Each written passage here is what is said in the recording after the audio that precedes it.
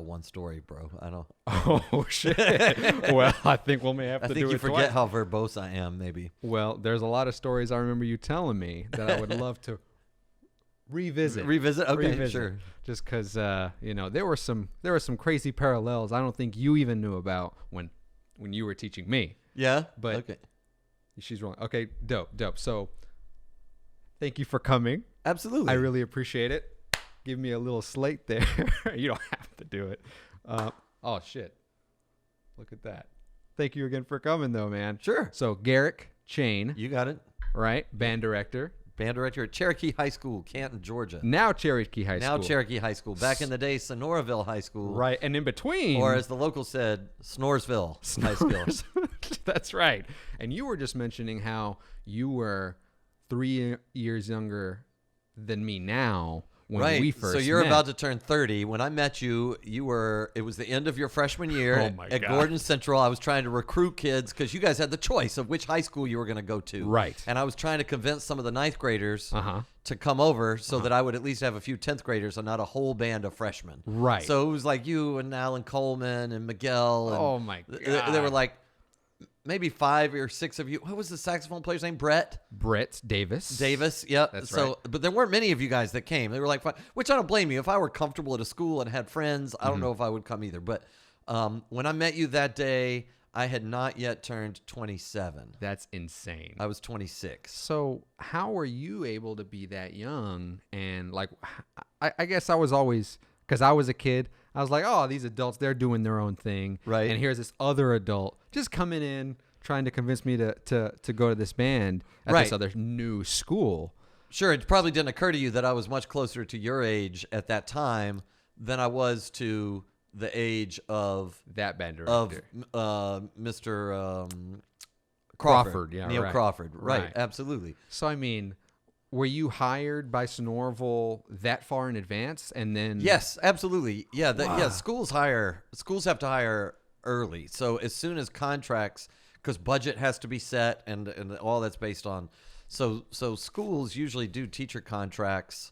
Like they're hiring now at my school, like because they know who's retiring, so they're already doing interviews for people to fill those spots. Now And- for next year. For next school year, right? my God. And so then there's like a portal for teachers who want to transfer. Like I'm in a bigger county now, so sometimes teachers want to go from a middle school to a high school, or from a high Right. school to elementary because their What? kids about. So then the transfer portal. So the retirees go first, and they fill those, and then the people who want to transfer will go, and then just people who are gonna quit or take new jobs or whatever. But Right. especially at that school, they had hired the principal in January to be ready. Is that right? Yeah, and so he interviewed. You may not even remember him, Mr. Seegers, I do remember him. because he was gone. The next He year. was gone within 1 year. It's a brand new school, and he and the football coach got into it. And Is that why things kind of fell out for him and he just left? yeah, did you?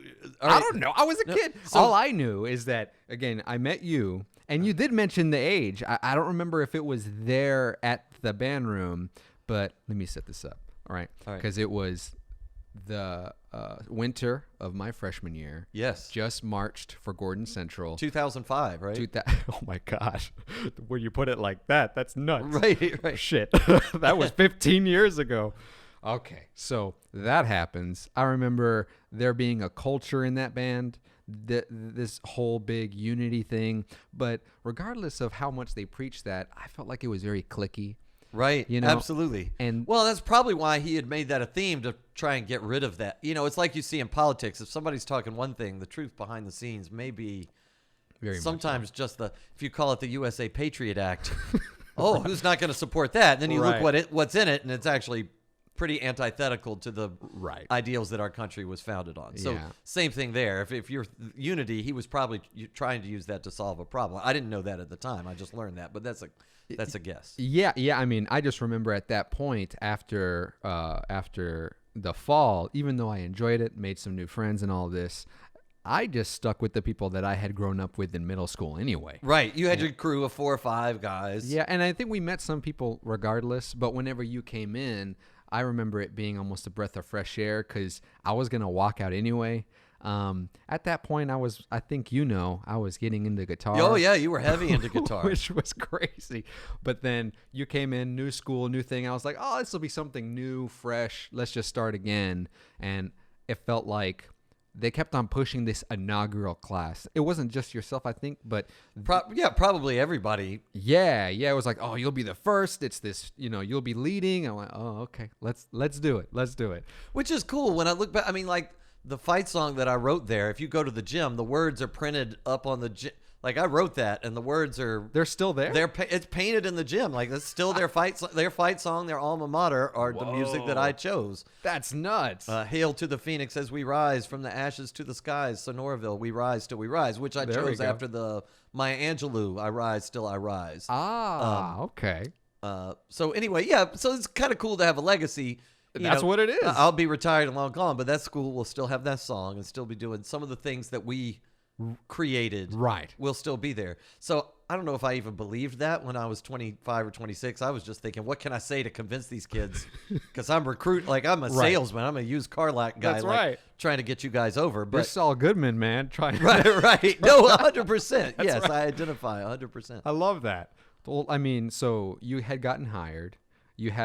Was Gordon Central the only school you went to?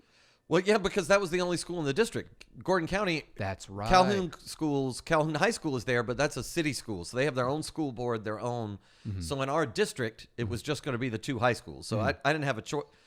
It would have done me no good to go to Adairsville High School or Dalton High School because those kids lived out of district. But all the kids that lived in the Sonoraville district who were ninth graders already went to GC. And they had the choice. After that, the upcoming, that year's eighth graders and seventh graders, they didn't get a choice. They just had to go, like most of us don't. Sure, you just go to the school that you're districted for. Right. But they knew some of y'all's parents might have pitched a fit if they made you change schools after a year.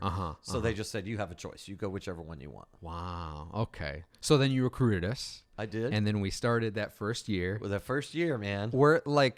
So did you have did you set your goals up, or was the school pushing you to do? We got to have an alma mater. We got to have our band marching. Right. So not really, because most principals are just old coaches. Like most of them don't know anything. If you're a bad football coach, there's a decent chance they're going to want you out, and they may make you an assistant principal, right? And if you're a really good football coach, then they're going to feel like, oh, this is the leader of our community. This is who needs to lead our school. Gotcha. And they're going to make you a principal.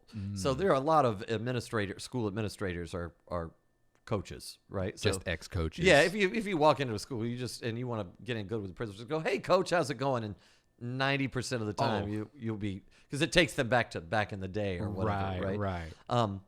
So yeah, I don't think that guy knew much about. So that's what we mentioned earlier. I'll circle back around to that. I don't think he knew much about band or cared much about band. Seegers. I don't remember. Anyway, whoever the principal was at that time. He knows who he is. Well, he knew that he only had an allotment for like 20 teachers because the school was so small. It's only like a AA high school to begin with. And the first year we only had ninth graders and only half of a 10th grade class because some of the kids stayed at GC. That's right. It seemed big to you because it's this big, huge building.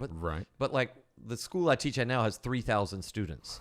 When you started your freshman year, there were maybe 300 kids in that building. Maybe. In both classes. And the whole school was maybe 300 students. That's insane. And so with 300 students, you don't have 50 teachers. You might have 20 teachers. And so he didn't have enough budget to hire a band teacher and a chorus teacher. So he was looking for somebody who could do both. My previous job was a rural school, and I had taught band and chorus only because. Wait, you taught band? You had already had teaching experience before this? Yeah, I taught for 5 years before I got to Sonoraville. You started teaching when like 21? I was 21 years old when I started teaching. Yes. What? Yeah. That's nuts. So right out of college. Yeah, right out of college. Right out of college. Absolutely. Yes. Holy crap. Out of college and before my 20. I graduated early because I hope no one's going to listen to this, right? Right now. Right. Nobody's going to hear this. In like 5 years, it'll be like, whoa. But right now, I wouldn't worry about it. Okay. So, no, I don't care if people hear. I grew up in Alabama, and the cutoff date for starting school is October 1st. Okay. I was born in September. So I started kindergarten earlier than I would have. If I had lived in Georgia, I would have started 1 year later. because I was born in September. So when we moved to Georgia when I was in third grade, I was the youngest third grader. I was still, so I graduated high school at 17, not because I skipped a grade or whatever, but just because the cutoff dates were different and I fell in that medium limbo. I see. So anyway, I graduated at 21. I taught middle school in the town I grew up in, which is Jonesboro. Okay. Hometown. South side of Atlanta, right? Taught there a couple years. Moved back to Athens. It's really weird when you start teaching at 21 because I was around people 12 to 14 all day, and I was around old women in their 50s and 60s. That was the whole, and it was fun. I wouldn't trade it for the world. A lot of I got to teach with all of my former teachers, almost all of them. But it was weird because they didn't think of me as a teacher. They just thought, because in their world, as you get older, 7 years for a teacher who's been teaching 25 years is nothing. It goes, drop in the bucket. Right. And so to them, I just barely finished, got a quick degree and came back. So they felt, they treated me sort of like a student, which was fine. I probably needed to be treated that way. But I wanted to get back to Athens because I thought, I'm going to be single the rest of my life because the first 2 years when I was teaching, I was living the life of an old man. I hardly had a date. You know what I mean? There was didn't live the bachelor life too much. A girl about my age came to, and I say girl not to be demeaning to women. She was literally a girl and I was a boy at that time. Very young, but early 20s. I was 21, right. And maybe my second year I was 22, and a girl who was in college, 20 or 21, came to substitute teach with the chorus across the hall, and I was like, man, I better ask her out because I haven't met any girl my age. And so, I asked her out before she left that day. We ended up, dating for, a year. Holy shit. Yeah, yeah. Wow. Just kind of happened. All right, well, that answers another question. I'm allowed to cuss. Absolutely, yeah. Fuck yeah. All right, let's go. Finally. There we go. So, I don't know. Some podcasts are a little more PG. Oh, I should have known with you it would probably be pretty chill. It's pretty chill. You probably haven't seen my first episode, right?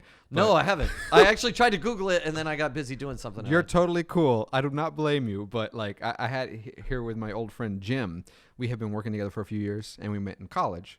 And first thing, I've been trying to do something long form like this for quite a while. And so I did some writing, did some short films, as you and everyone else I know. But then I want to do something long form. It always gets so ambitious. And then the older you get, the more you realize money's a thing. Right. And you kind of need it to do anything. Sure. So it ended up getting, I would write, get happy with it, try to put something together. And I did some this big thing a couple of years back with 45, a crew of 45. Oh, wow. A big, huge production with in tandem with Whole World Improv Theater. Oh, yeah. Crystal and I went there on one of our first dates, my wife and I. No way! Yeah, one of our first dates was Whole World Theater. Maybe that was around the time that I met you at GC. It would have been because we got married 2005. Okay. So after I taught at Jonesboro a couple of years, moved to Oglethorpe County, which is sort of in the country, but I could live in Athens. It's only 10 minutes from Athens. Since I went to undergraduate school in Athens, I was like, okay, there are people my age. There's a social scene, whatever. So I was there 3 years, and then Crystal and I got engaged that year, 2005. Okay. We met online. Is that right? Which in 2005 was kind of a taboo. That's like a new thing. Right. Yeah. Right. Absolutely. But we grew up in this. We went to rival high schools, so okay. My stepmom was forbidden love. My stepmom was her chorus teacher. We were at high school football games together. I went to prom at her school, and she was there, but we never met through any of that through high school. We went on a field school. There's the speak. Now there it is. Give Alita a treat. Oh my word. Get over here. Oh, well, she can't. She can't. She's in the son of a bitch. That's why she's. No worries. So anyway, yeah, all these places we were in the same time. I had a picture of her in my senior year scrapbook because we took from the same piano teacher. And we were on a recital, and there's a picture of me and another girl and then her. And we never met.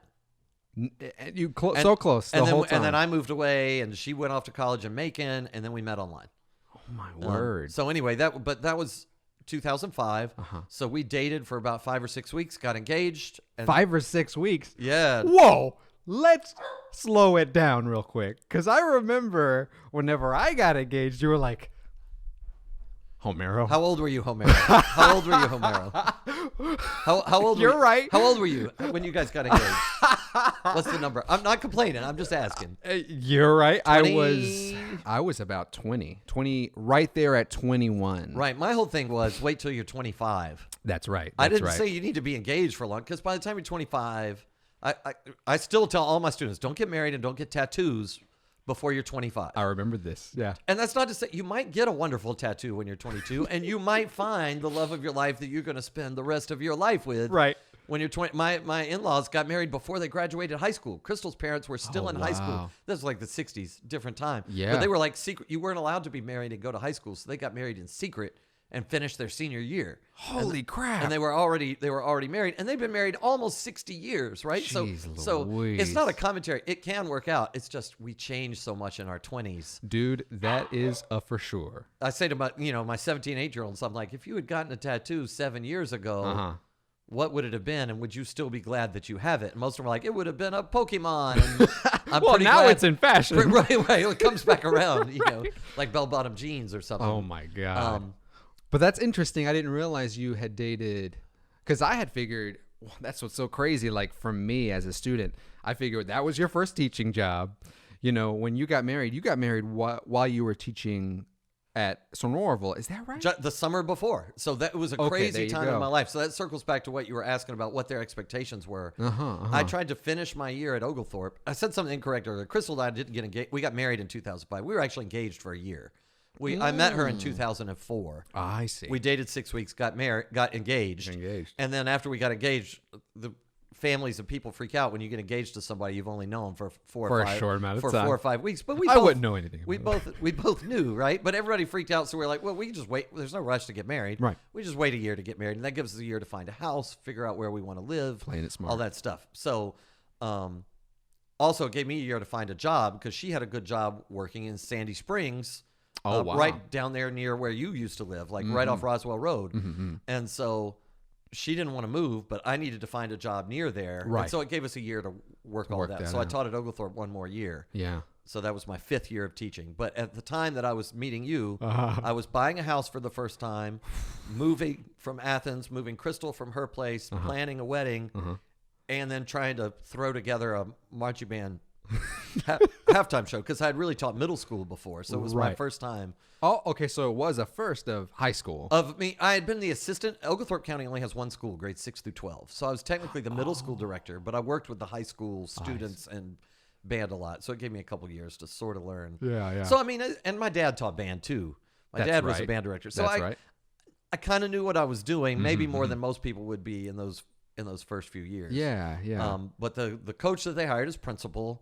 They hired him in January, the year before the school opened. So it would be January of 2005. Right. And so he wanted somebody that had taught band and chorus. And the only reason I taught chorus in Oglethorpe is because I had to get – it was like one period of course. They didn't even care about it. It was more like they didn't have enough band kids to fill out a 6-period day. Right. And I couldn't just sit around and not teach the rest of the day. So like, here, do a chorus too. As well. And I hated it. I could not stand it. Why is that? Well, because I didn't know how to play piano well enough, so I'm totally faking it. I remember that. I don't know the literature. It was totally because music teachers get certified to teach everything, but I can't play violin. Like you put me in front of strings class, it's going to go bad, especially high school where some of the chorus kids actually know what they're doing. They're actually good. I could read music, and I knew what good. I had sung church choirs growing up and stuff like that. Sure.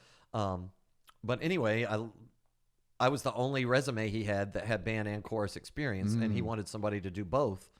So that was it. That was how I got the job. Fell right in line. How he got fired was he got fired. Yeah, I didn't know this. Or he may have chose to resign, but it was him and the football coach. So he hired a football coach from South Georgia, and you know how serious they are about football down there. Like football is there's a lot ride or die. Man. Yeah, it's like the way of life. It's the Bible and high school football. Like that's it. That's what you do.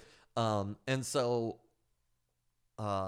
they had to decide. GHSA is the Georgia High School Athletic Association, has these rules where you're in a region and they reset them every 2 years because sometimes new schools come up and sometimes schools get bigger or smaller, and you only compete against schools that are your size, right? Like my Cherokee High School with 3,000 students would never compete against a little single A school with, Right, with a couple right. hundred. It wouldn't be fair. Take the Right. best 5 basketball players out of 3,000 Mm-hmm, compared to the best 5 out of 300 is probably not going to be fair Right. most of the time. Mm-hmm. So they hired him. He hired a football coach. They had a rough first season, as is expected because you've got only First ninth school. graders, a few 10th graders. They just played JV. It wasn't even, you Yeah. know. So they're getting ready for the next year, and they have to decide whether to enter an official region or not. Okay. Playing against Calhoun, playing against those other schools or not. Yeah. And the football coach said, no, if you do it, and we don't have any seniors yet, we don't have many juniors, we'll go 0-10. We'll lose every game by 30 or 40 points just because they're bigger, stronger, faster, older. Right. And then Reputation will go down. And then it's hard for me to hire assistant coaches because nobody wants to come to a program like that. It's hard for me to talk younger kids into signing up for football because they're all going to go, bump that. I don't want to go. You're a bunch of losers. Right. I don't want to play for a bunch of losers. You become the laughing stock. You get this Right. reputation. Kids stop working hard because when you're in high school and you're 0-9, like I'm busting my ass in the weight room. Right. Motivation, What? man. Right. So all that stuff matters. And he was right. The problem is you have to decide that region for all sports. And the principal said, hey, look, I see what you're saying with football, but we got some wrestlers who could win a state championship now. We got some, I don't know if you remember, the wrestling program was pretty good. super good quick in the first or Right. second year. They were already like, Right. because it's an individual sport. Like if a kid grew up wrestling, he's already great at wrestling. Right. And there were some softball players. Softball was pretty good. Basketball wasn't bad. There were some other sports where we had a chance. And the principal said, if we don't do this region schedule, then all these other sports won't be able to compete for championships for 2 years. And those kids will have already graduated. Right. And they'll have to go, oh, I never got to play in the playoffs. I never got to compete, which means they'll never get a chance to get a college scholarship. Ooh. So I think both were right. I think history proved them both right because the football team ended up going like 0-30 or 1-29 before they ever won a game. Right. But some of those wrestlers won state championships and did other things. So it's one of those interesting situations in life where two hard-headed people are butting heads, and they're actually both correct. Right. Both there's a lot of truth behind both perspectives. Yeah. But Mr. Seeger, they butted heads so much about it, and the football coach wouldn't. I mean, they had screaming matches. So the principal transferred him. He was athletic director and football coach. Transferred him in December of the first year of the school 6 months to in. Redbud Elementary. Sent him to the elementary. Redbud was still in elementary. And since they changed it to like a middle school, I think, intermediate school or something. Something and so, like that. transferred him. Well, then but football coaches have friends on school boards, and some of the school board members were like, "Wait a minute, you hired him. If he's bad after 6 months, that's a reflection on you." Ooh. And so then there was all this struggle and drama over it. So they were both gone, and we started over in year 2 with new principal, that for me as a young teacher, first high school job, it was great because with all that turmoil, a lot of the teachers that were there transferred back to GC or went somewhere else. So when we started the second year of the school, I think there were something like 5 returning teachers or maybe 10. Yeah. Because there weren't but 20 or 22 of us. So you get a new principal in, a new assistant principal in. There's only 5. So now I'm the veteran who's been there. Like, You're you know, like, oh, it's hot like shit. me and Mr. Dickinson, you know. So we would both just be like, no, last year we'd sort of huddle like, how do we want things to run at this school? Right. If there were procedures or things we didn't like with like we had homeroom every day that first year. It's like homeroom every day is miserable. So we're like, no, homeroom, we only did homeroom like once a week or once a month. Right. So that was the principal set the new schedule that way. Damn. So setting the precedent. And with stuff with the band, it's like, oh no, this is how we do things. This is how we've always done it. That's good though. Right. That's absolutely. good. It was great for me. Wow, that's insane, man. That's a hell of a history lesson because I had no idea. Like, because for myself, I don't know, maybe it's just being a kid. You kind of like live in your own world, Right. do your own thing, very selfishly. You know, go get high with your friends. Right. Absolutely. I mean, high schoolers do what high schoolers do. Yes. What was so funny though is that I remember, I think junior year or senior year, I can't recall when, you were really concerned about Miguel. Because Well, he was coming to class high almost every day. he never got high, dude. Oh, I call bullshit on that. Never. Me and everyone else, we all hung out all the time. We would always try to smoke with him because he was always so stressed out. Right. Well, Always. his eyes were always bloodshot. Did he have like a sleep disorder or something? I think, well, he would stay up late every night Okay, maybe he was just Every never night. sleeping because I mean his eyes were always super red and he was always just very distant. Absolutely. Well, I think he's naturally a distant fellow. You know, some Right, people are just absolutely. introverted, and I think But he's I one also of knew those. he hung out with you guys, and I knew you guys were smoking up. You know, like it didn't take a genius to figure out like who the kids like. Absolutely. it's not hard to spot. So if he hangs out with all the potheads, and then he comes into class with red eyes, and, It's a great assumption. and distant. I do you not know, blame you. you. Can see why I thought that, but yeah, I was really worried about him. I can see that. But not necessarily for the smoking aspect of it, but just that distant. You know, lack of. I understand. his lack lack of. of engagement. Right. Because I'm like, what is he going to do? What job is he going to get? Right. What's his What's his prospects? Any goals? Anything like that? I can understand. I mean, I think we were all trying to figure that out for ourselves as well as for each other. I just thought it was so funny because you were really in, is Miguel high? And everyone in our group were just laughing. We're like, dude, he's the least He's like he's the one who's not. Yes. I Well, think you guys would tell me that, but I didn't believe it. Like, I totally did. I'm not gonna listen to these potheads. Right. Well, I was like, they're just covering their friends back. I get it. They're good friends. But like, Sure. I probably called him into the office a dozen times trying to talk to him. I'm like worried about. He like, wouldn't talk or anything like that. Not really. Like I never. That's how I he never. is. Right. How he was anyway. Right. Well, it's hard as a teacher because I have to pretend like it's a little bit like a pro athlete. I think at some level, LeBron James knows he's going to miss a lot of shots. Kobe, you know, R.I.P. Kobe. But a lot of people don't like Kobe because he shot so many shots and so arrogant. But I think that's one of the things that made him so great. Oh, sure. One of the things that makes him so great is that it's not really that he thinks every shot's going in. It's that he knows he has a better chance of making shots if he takes the shot believing it's going in. Right, sure. If he believes he's the best in the world, if he carries himself and acts like he's the best in the world, he has a chance of being the best in the world. If he goes around doubting himself, the chances of being the best in the world going, oh, I don't know if I'm good enough. I don't know if I'm... That's not a success. That doesn't lead to success. Sure.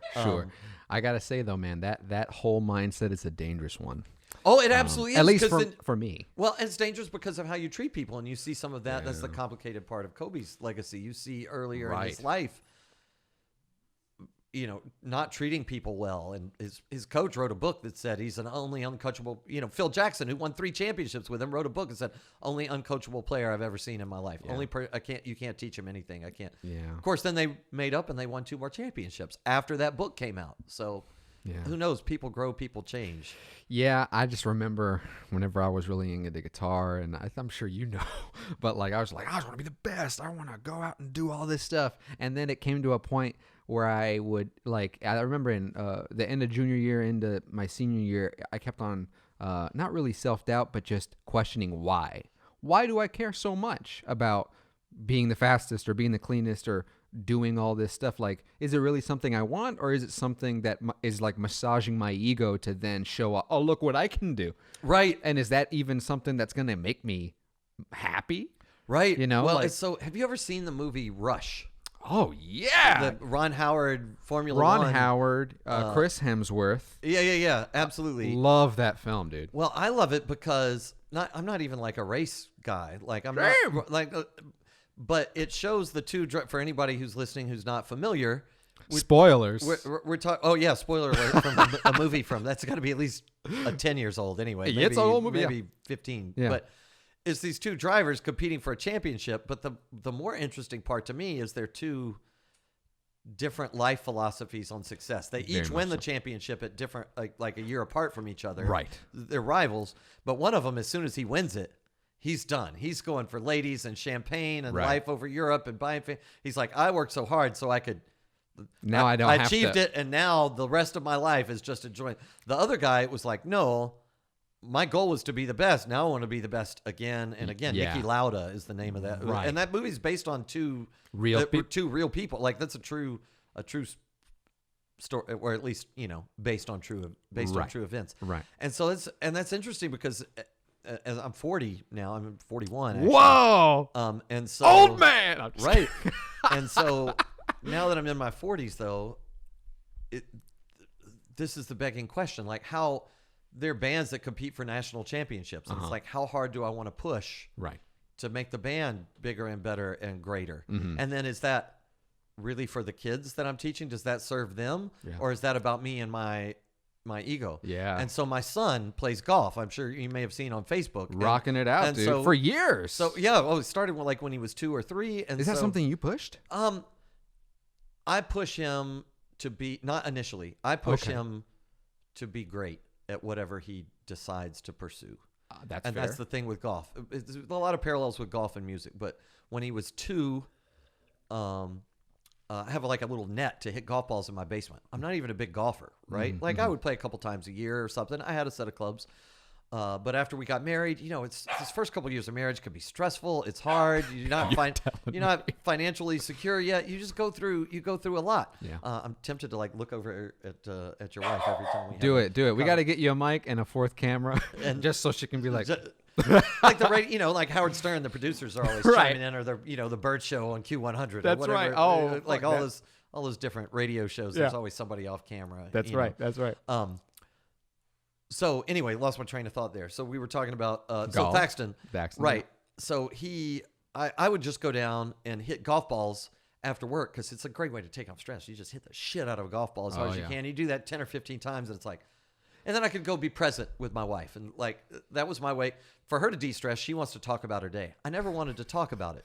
I wanted to leave work at work. Like I just dealt with work. I don't want to talk about it. Right. I did want to. So I had this net. So when Thaxton was born, I didn't go down there at all. I didn't touch a golf club for like 2 years because you got a newborn. That's what you got to time. focus on. Right. The baby requires all this time and love and attention and focus. Right. And especially when you work long hours. You were. Dude, thinking about it, I don't know how you dealt with it. I mean, obviously you have a passion for it and everything like that. Right. But now, if I go like 8 hours and 10 minutes, I'm like, what am I doing with my life?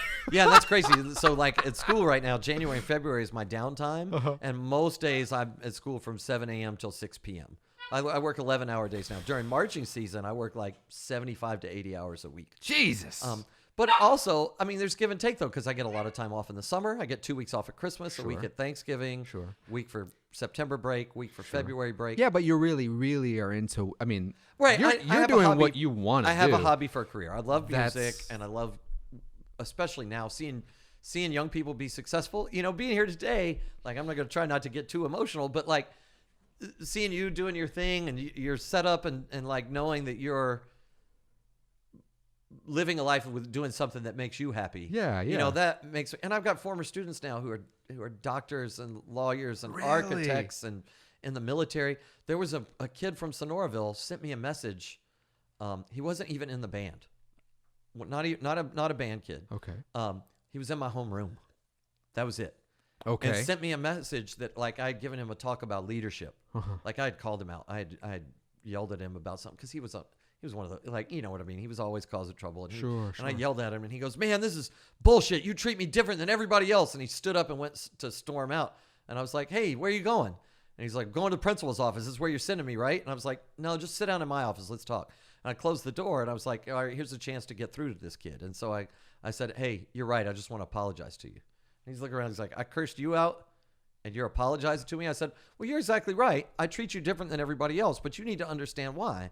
As soon as you shut up, everybody else shuts up. As soon as you do what you're supposed to do, you're the ringleader. It's like, I'm not a leader. I said, you don't think of yourself as a leader because you think that's the captain of the football team or the drum major of the marching band or the straight A's kid. Yeah. But that's not what leadership is. That's titles. But people don't follow titles. People follow leadership, and you have that. So he sent me this email, and he ended up going in the military and becoming an officer at a young age. And sent me a message about, like, I've led men in battle, but I never thought of myself as a leader till that day in your homeroom. Whoa. And so it's what I'm most passionate about with my job is not I love the music, but that was a throwaway conversation to me. That was 10-minute ordeal. Yeah. That was a headache one day with one kid. Right. And he wrote me 10 years later and said that day, that conversation changed my life. That's insane, man. And so, right. So it really, like I feel the gravity of the job of a teacher. I think there's nothing I would rather do, and it feels so important to me. And enough of you guys have gone to be successful now that I see that, and it really motivates me, to not give up. Now, obviously, I can't. Going back to the Kobe thing, I have to believe I can reach every kid. I have to believe I can positively influence the life of every student. Right. I've got over 350 now, and I have to believe that. Is it true? No. Sometimes whatever they're going through at home or the 23, some kids are just going to quit the band. That's going to happen. Sure. Some kids, it doesn't matter what I say. They're just, if it's drugs or alcohol influence in their lives in a negative way, if it's a bad parental situation, sometimes I can't get through. Nothing I do will be enough. Yeah. But I have to believe that I'm going to be successful, that I'm going to get through.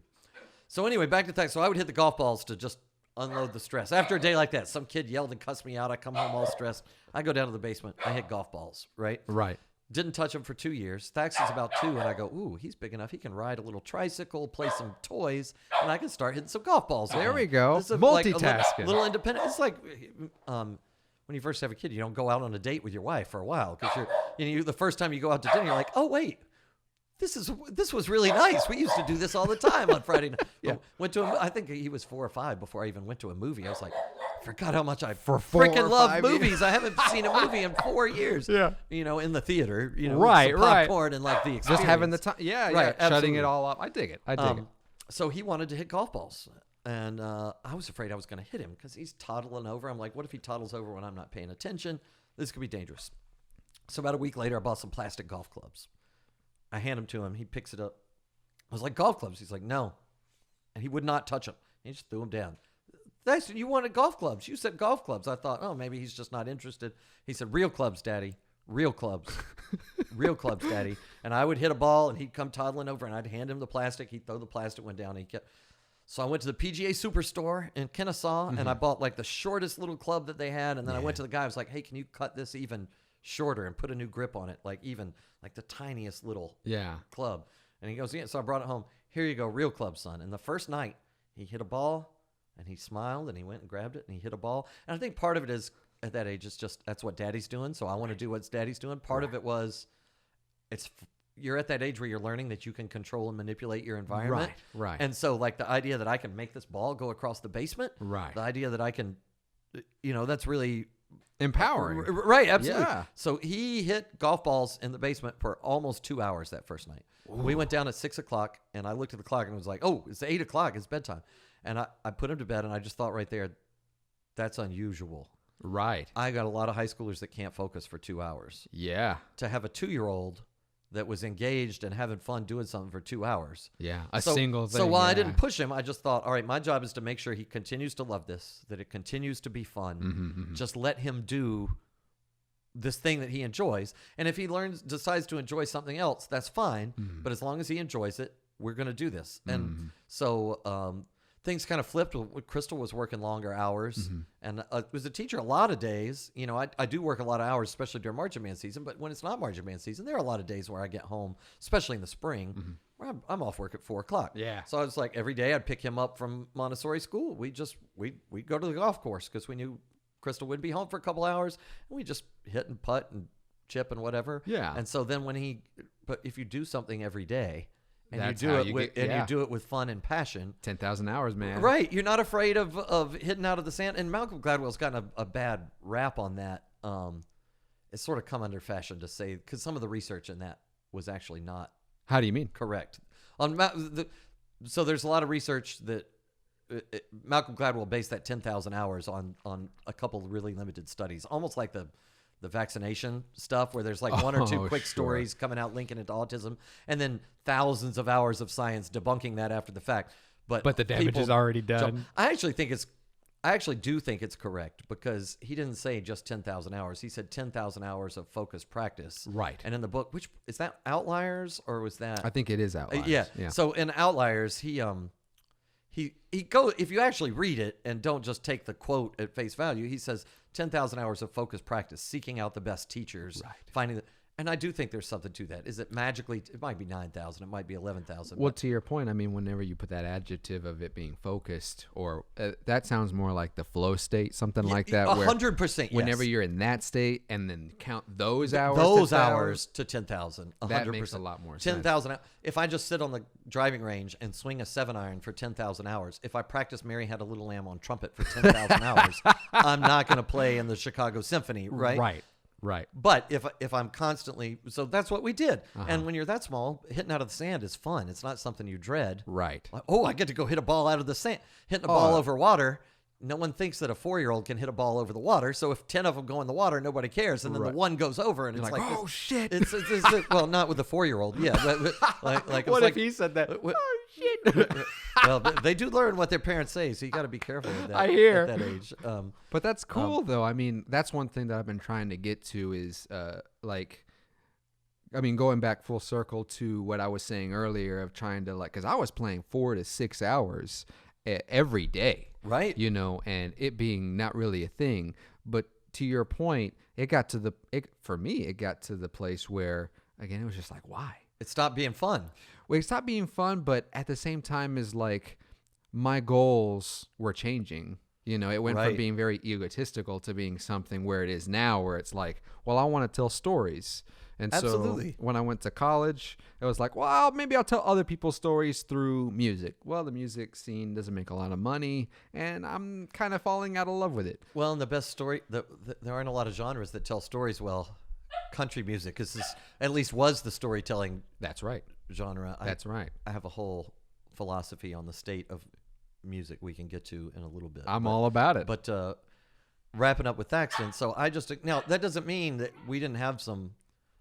He has some day. He had maybe not anymore because now he's pretty hardcore. He's on point. He's pretty hardcore now. But there's some days when he was 5, he wanted to play in a tournament, and I had a bad experience with like youth baseball when I was a kid, and so I was like, I don't know. We went to one tournament, and he shot 63 for 9 holes, and the kid who won shot like 37 or 38.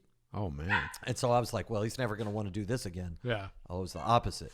He wanted to practice more. Rivalry. And so he started working really hard. And then so within 4 or 5 weeks, we did another one. He shot 49. He went from 63 to 49. Okay. Well, now all of a sudden the other kid's he was 25 better. I worked hard for a month. Now he's only 10 shots better. That's pretty significant. Right. And so then he started to win some. Yeah. And then he started to want to compete at a regional level and a national level, and to the point that he's come in the top 10 at World Championships a couple times. That's wild. He got to go to Augusta National for the drive, chip, and putt thing, and play on TV and see his name. Oh Lord! There were 2 hours. His name was in first place on the actual scoreboard at the Masters.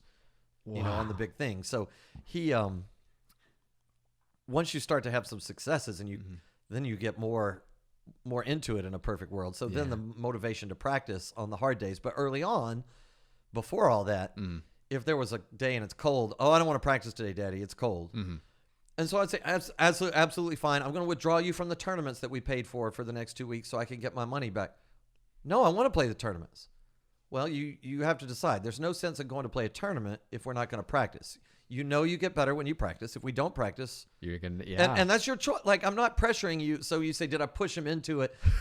Not really, but I did sort of manipulate to just go that's the reality of the right. situation. You're telling me facts. And so we practice in bad weather to the point, but once he was 7 or 8, and we had a couple tournaments with bad weather. Well, he's been practicing in the rain. He's been practicing in the cold. So whereas other little kids are just like, it's cold. I want to go. My fingers hurt. I want to go inside. Or he's like, look at these bitches. a super hot day. Well, and I talked to him about I tried. It's really cool in the age with kids growing up now in the age of internet. My parents would say there are starving children in Ethiopia, but I didn't connect. But there's enough reality that can be seen on the internet and through YouTube that you can let your kids know that if they're in this country, how fortunate they are. Oh, absolutely. So that he can know, there are people in this world going through actual hardships, and you being cold on a golf course for 4 hours or hot, that is one of them. That is not a hardship. And in fact, if you view that as a hardship, you're probably going to be unsuccessful at anything you do in life because you're not able to. And I teach a lot of kids who are just not able to deal with being uncomfortable.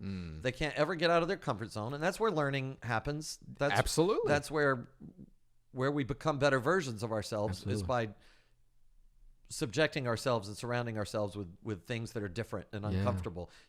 There's so many foods that you learn are fantastic. Yeah. But if you're afraid to eat anything outside of your comfort zone, then you don't ever learn how great sushi is. Right? Oh man. You just look at it and go, I'm never trying that, and then you're missing out. 'Cause right. Sushi's phenomenal. Right. And healthy. Right. So I definitely did some manipulation as an educator, from things I learned from teaching you guys, and things I said that worked and things I tried that didn't work. Yeah, threatening kids, it doesn't work. Right. It might work short term, but guilt, it doesn't work.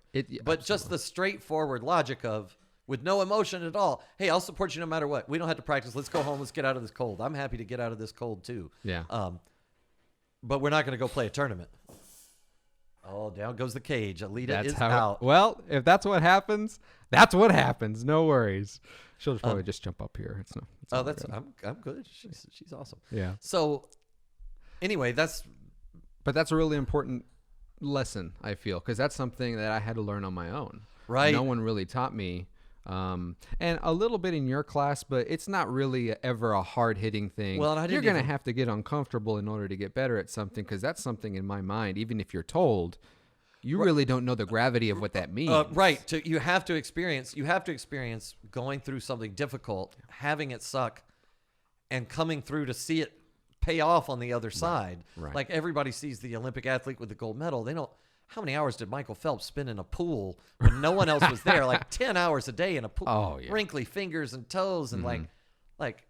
There's a reason why he won. And man. usually the same pool, right? Like Right. he's just in the same room. Yeah. You know, how many hours coding did Bill Gates spend? You know, how much time did thousands and thousands of hours that nobody wants to see or talk about? And some of those hours really sucked. Like, probably a lot of them. Probably, yeah, maybe even most of them, right? But it doesn't have that. So that's the next part that I tried to teach him, to try and love the process, right? Like if we can make practice fun on a Tuesday. Okay, yes, it's 35 degrees and it's windy and it's rainy. That part is miserable. But we can invent some game that's going to be fun, and we can promise ourselves rewards like, oh, look, if you hold 2 of these chips, and after we go home and get warm, then we're gonna bake some cookie brownies, you know, or whatever it is. You can come up with you can mix that right in, so that the practicing doesn't have to be a grind that you hate. Right. But I'll be really interested to see where it goes with him, because now we're way past the point. I mean, he's only 11. He's only 11. But it's been so 9. many years. But it's been 9 years, and he's averaged more than an hour of golf a day for that entire 9 years. Wow. So when you talk about 10,000 hours, like he's surprisingly close. Yeah. And he takes from a lot of teachers and competes against the best and all around. But even if he just decides tomorrow, you know what, I'm done with it. You just said you decided it's storytelling that you love. So we're here doing this. Right. But I think some of the things you learned playing guitar probably help you learn the microphones and the setup and absolutely, like everything. You learn everything that process to be patient with the things that go wrong. Dude, totally agree. That's one thing that I'm thankful for, because you kept me on. Probably, I didn't make it easy, I'm sure, but I remember I wanted to walk out of being in the band. Oh, right. Again and again. Right. And When again. you didn't march senior year, and it was like all I could do to keep you just a part of things. Right.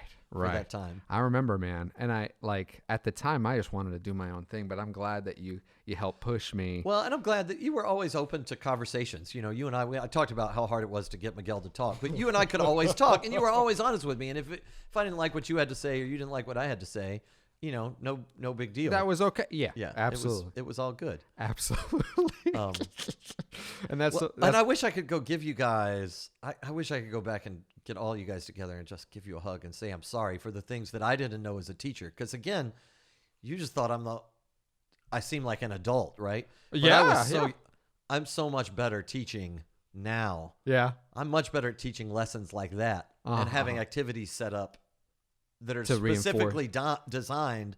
I mean, that's what I use marching band for. Yeah, To gather the whole 250 kids in the marching band, gather everybody in. It's hot today. We're going to be uncomfortable. Yeah, right. Like, now you can be miserable while we're here, or we can crack jokes and we can laugh and we can enjoy the music and we can, you know, and so then I'll have like 4 coolers of water balloons in the back. And after it starts to get a little uncomfortable, I'll go, hey, it's uncomfortable. We're going to do something special in 7 minutes. I need you to be uncomfortable for 7 more minutes. Raise your hand if you think you can do that.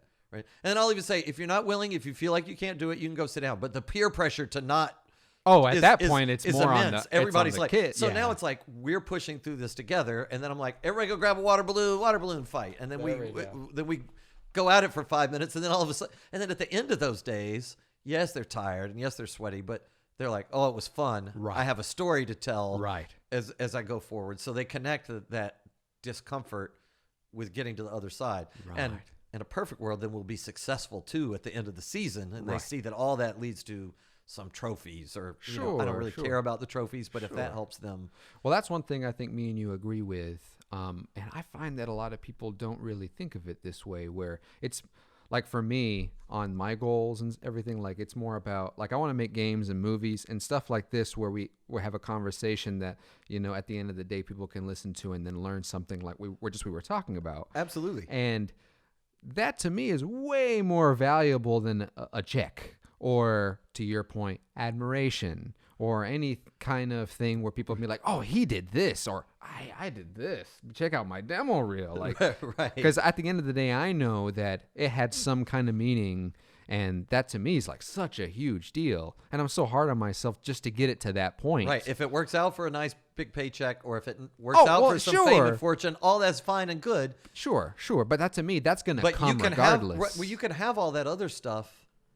And if you weren't taking joy from it along the way, what was the point? Right. There was no point. That's right. And if none of that other stuff ever comes, at the end of it, you've lived a joyful life. That's right. You've taken joy from every step along the way, doing things that you enjoy. Absolutely. And what better way to live your life than doing things you enjoy that help other people and That's right. such. Oh, you can give her some treats if you'd like. No, it's good. Hit her up. She's just laying down. I'm chilling her out. But yeah, man. I mean, now for the past few years, I've been trying to get into art. Interesting. And drawing, just because it always goes like from one thing to another. So from music, and not that I'm against music, I love music. It was one thing that really emboldened me to get into, like, to your point, not fearing failure, Right. Because that's such a hindrance for so. Like, Well, I think and the sound majority. sound and audio Sound stuff. and audio, was- sound design. That was my my show reel. How like we all had to do a graduation thing and show what we're best at. And at that point, it was for me sound design and then cinematography. And I did cinematography just because it was a more visual medium to then complement Sure, what you're absolutely. doing audibly. And that just led to the gig I had now, which is great. But now I'm like, well, let's just elevate it some more. And then to what we were talking about before, budget and money, there's being this whole big hindrance for not just me, but for so many people just to get into things. Yeah. And now I'm like, well, there's no reason why I can't learn how to draw. And then it's my imagination that's stopping whatever I want to do. Right, Or absolutely. like to your point, coding, dude, like, if you don't know coding and you're a young person, please learn coding because that's how you stay literate after 2020. right. Absolutely. It's the only way, man. Absolutely. There's other fields for sure, but I don't know. I feel like that's how I feel about myself is like if I don't know coding and I want to get into video games or anything involving technology, I'm kind of doing myself a Right. disservice. The job of truck driver is probably going to go away very soon. The job I of know it. a person writing code is not going away anytime no, soon. No, not at all. Yeah, I mean, but then on the other hand, there's like this whole trade, technology versus trade learning. Oh, well, well, like and I think carpentry and stuff. I think like we've gone too far. Like I love. You had all this time of every kid should go to college and Right. and everything, and there's value in trades. And we have some former students who are plumbers who make way more money than like those students are making uppers. They're 25 and they own a Corvette and have bought their own house. Right.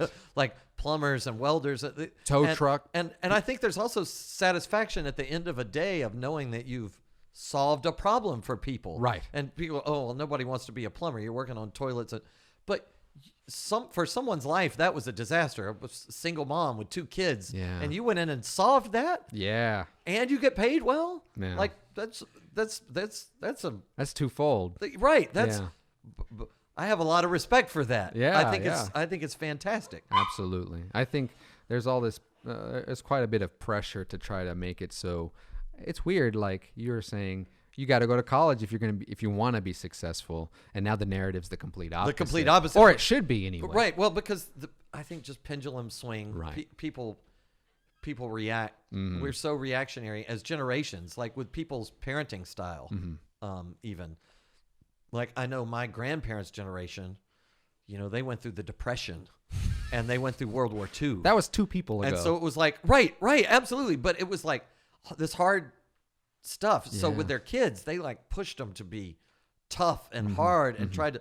So then my generation, I had a generation of parents who were just very We're like, no, just do your own thing. It was almost a lot more hippie-ish, Right. Like latchkey kids, they just leave us. I would come home from school and I just have a few hours to myself every day, and on weekends, like I had a lot of time to myself, and a lot of my friends did. My wife did growing up, but that was too far. Like a lot of kids got into a lot of trouble with no parent supervision or whatever. Right. But then you have a lot of people in my generation, right? So like I'm not okay boomer, like I'm not that generation. You're in the middle. But then right, I think. like, yeah, no, Generation X, right? Like just Okay. at the very tail end of Generation X. Yeah, and I'm right there in the right in the beginning of, I guess, Millennials. Millennials, yeah. I think you're a millennial. I think. But what happens then is then people in my generation, then you get helicopter parents. Since their parents just left them completely alone so much and they saw that that wasn't good, they go, let me do everything for my kid. Let me be. And so then you get kids that don't learn failure, that can't handle being uncomfortable. That's they the don't biggest respond thing. well to it. And then their parents fight all their battles for it. You know, the number of emails I get now from parents over something like, I'll give you an example. Just this week, we're getting ready for LGPE. We used to call it festival, right? Okay. They call it large group performance evaluation now. Why? Because in the age of testing, everything has to sound official. And if you call it festival, it sounds like a party. But we're taking the band to play for judges and to get ratings and comments, which is a meaningful part of the process for us. Well, sure. But we're going to play on a different stage. So the stage setup is a little different, right? There. So just this week, I just moved the kids' chairs a little bit. And I've got a young lady that, without going into too many details, things that upset her routine make her uncomfortable. We don't have to diagnose it. We don't have to call it anything. I don't have to say her name. Sure. There are lots of us like that. If our routine gets up, That's pretty common. but Yeah, it's right. normal. But all we did, literally, her order didn't change. Her row didn't change. I just moved her 2 chairs down. Yeah. 2 chairs to the left. Okay. I got a 2-page email from her mother that night. 2-page email. Now, all she had to say is, Mr. Cheyne, can I stay here? I'm more absolutely, you can stay there. It's no problem. Yeah. But she can't handle that it wouldn't have even been conflict, but in her mind, she can't handle anything that uncomfortable from moving. All she had to do was speak up or raise her hand or say anything or give any indication. Do you think nothing? And is it healthy for her mom to fight that battle for her? No, I mean, I don't mind. I don't mind responding to the mom, fixing the situation the next day. Like I want to do what's best for kids, right? And I understand that she's a little different and gets a little out of sorts if things change and she has her routines. But the fact that mom fights that battle instead of allowing her to fight it for herself, and I just go, what's going to happen when she's 25? Yeah. Mom's not. She's uncomfortable with something at work. Mom's not there. Yeah. Well, do you think that has a pretty big impact on, the situation, like our culture as it is right now? Yeah, I mean, I think people like to overblow things. Like, you get this, a snowflake, a lot of older people say, I think that in general, every generation is better than the one before because I think they learn. I do think that all these helicopter parents, I still think that that's better than just leaving your kids to. You think that's okay? But I think I think those kids who go through the helicopter parenting are going to be better parents than their parents because they're gonna. Now they'll make other mistakes. They'll step into another pothole. It'll be a whole new thing. But I do think they'll go. Wait, I don't need to do everything for my kid. Participation trophies. No, my kid knows when they won or not. Right. And I think that they'll be better. Yeah, it's a tricky situation, man. Because I mean, like right now, like the stuff I'm into. With stories and everything like that, good stories in my mind have parallels between not only human development, intellectually, but also culture.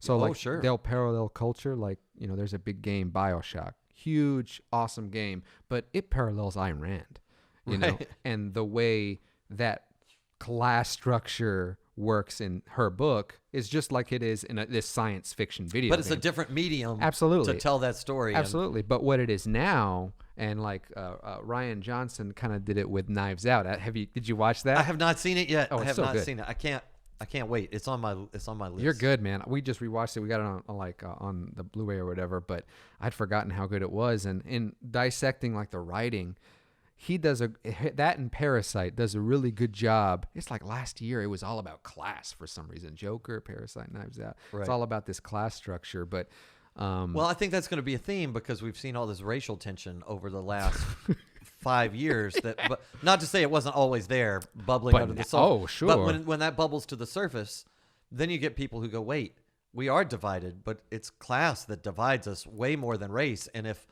all of the people in a particular class can stop fighting with each other over race and see, hey, we're all in the same class, and what the things that are, there is systematic oppression, and let's stop. Yeah. I mean, my issue is that it feels like we go from one extreme to the other, and it goes from what I'm seeing now.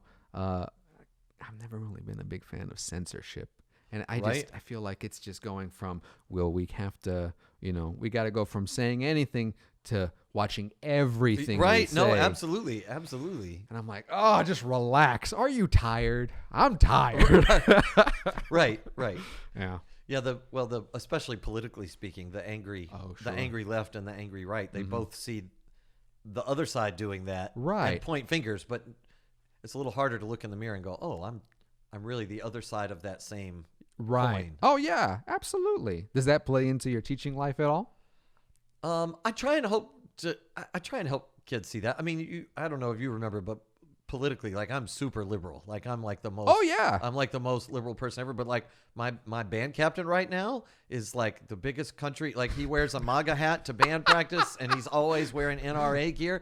And I love that kid like a son. Like, I do anything. He's like the hardest working kid I've ever known. I'm all about it. And so I just want my kids to see that it doesn't have to.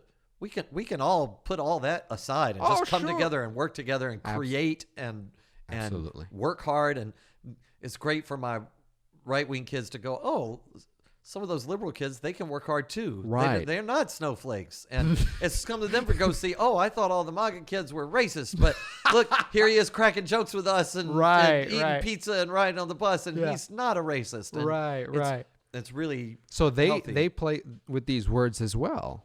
Like, oh, absolutely. Really? Oh, yeah. Because that wasn't a thing when I was growing up. No, not at all. But it's culturally a thing now. And also the technology. You didn't have a phone that was as capable. Yeah. Like, I mean, you may have had a phone. No, not at all. Not at high school. Right. You didn't have one in high school. Yeah. It was like a flip phone. Right. Texts. So you could call somebody, but you didn't have access to the internet. Right. All every the time. day. Twitter wasn't a thing. And so, like, all the social groups that all that interaction with the kids, like, That's a thing. they're super aware of it. Yeah. Absolutely. They all have like iPhones and smartphones. Oh, everybody. Yeah. Really?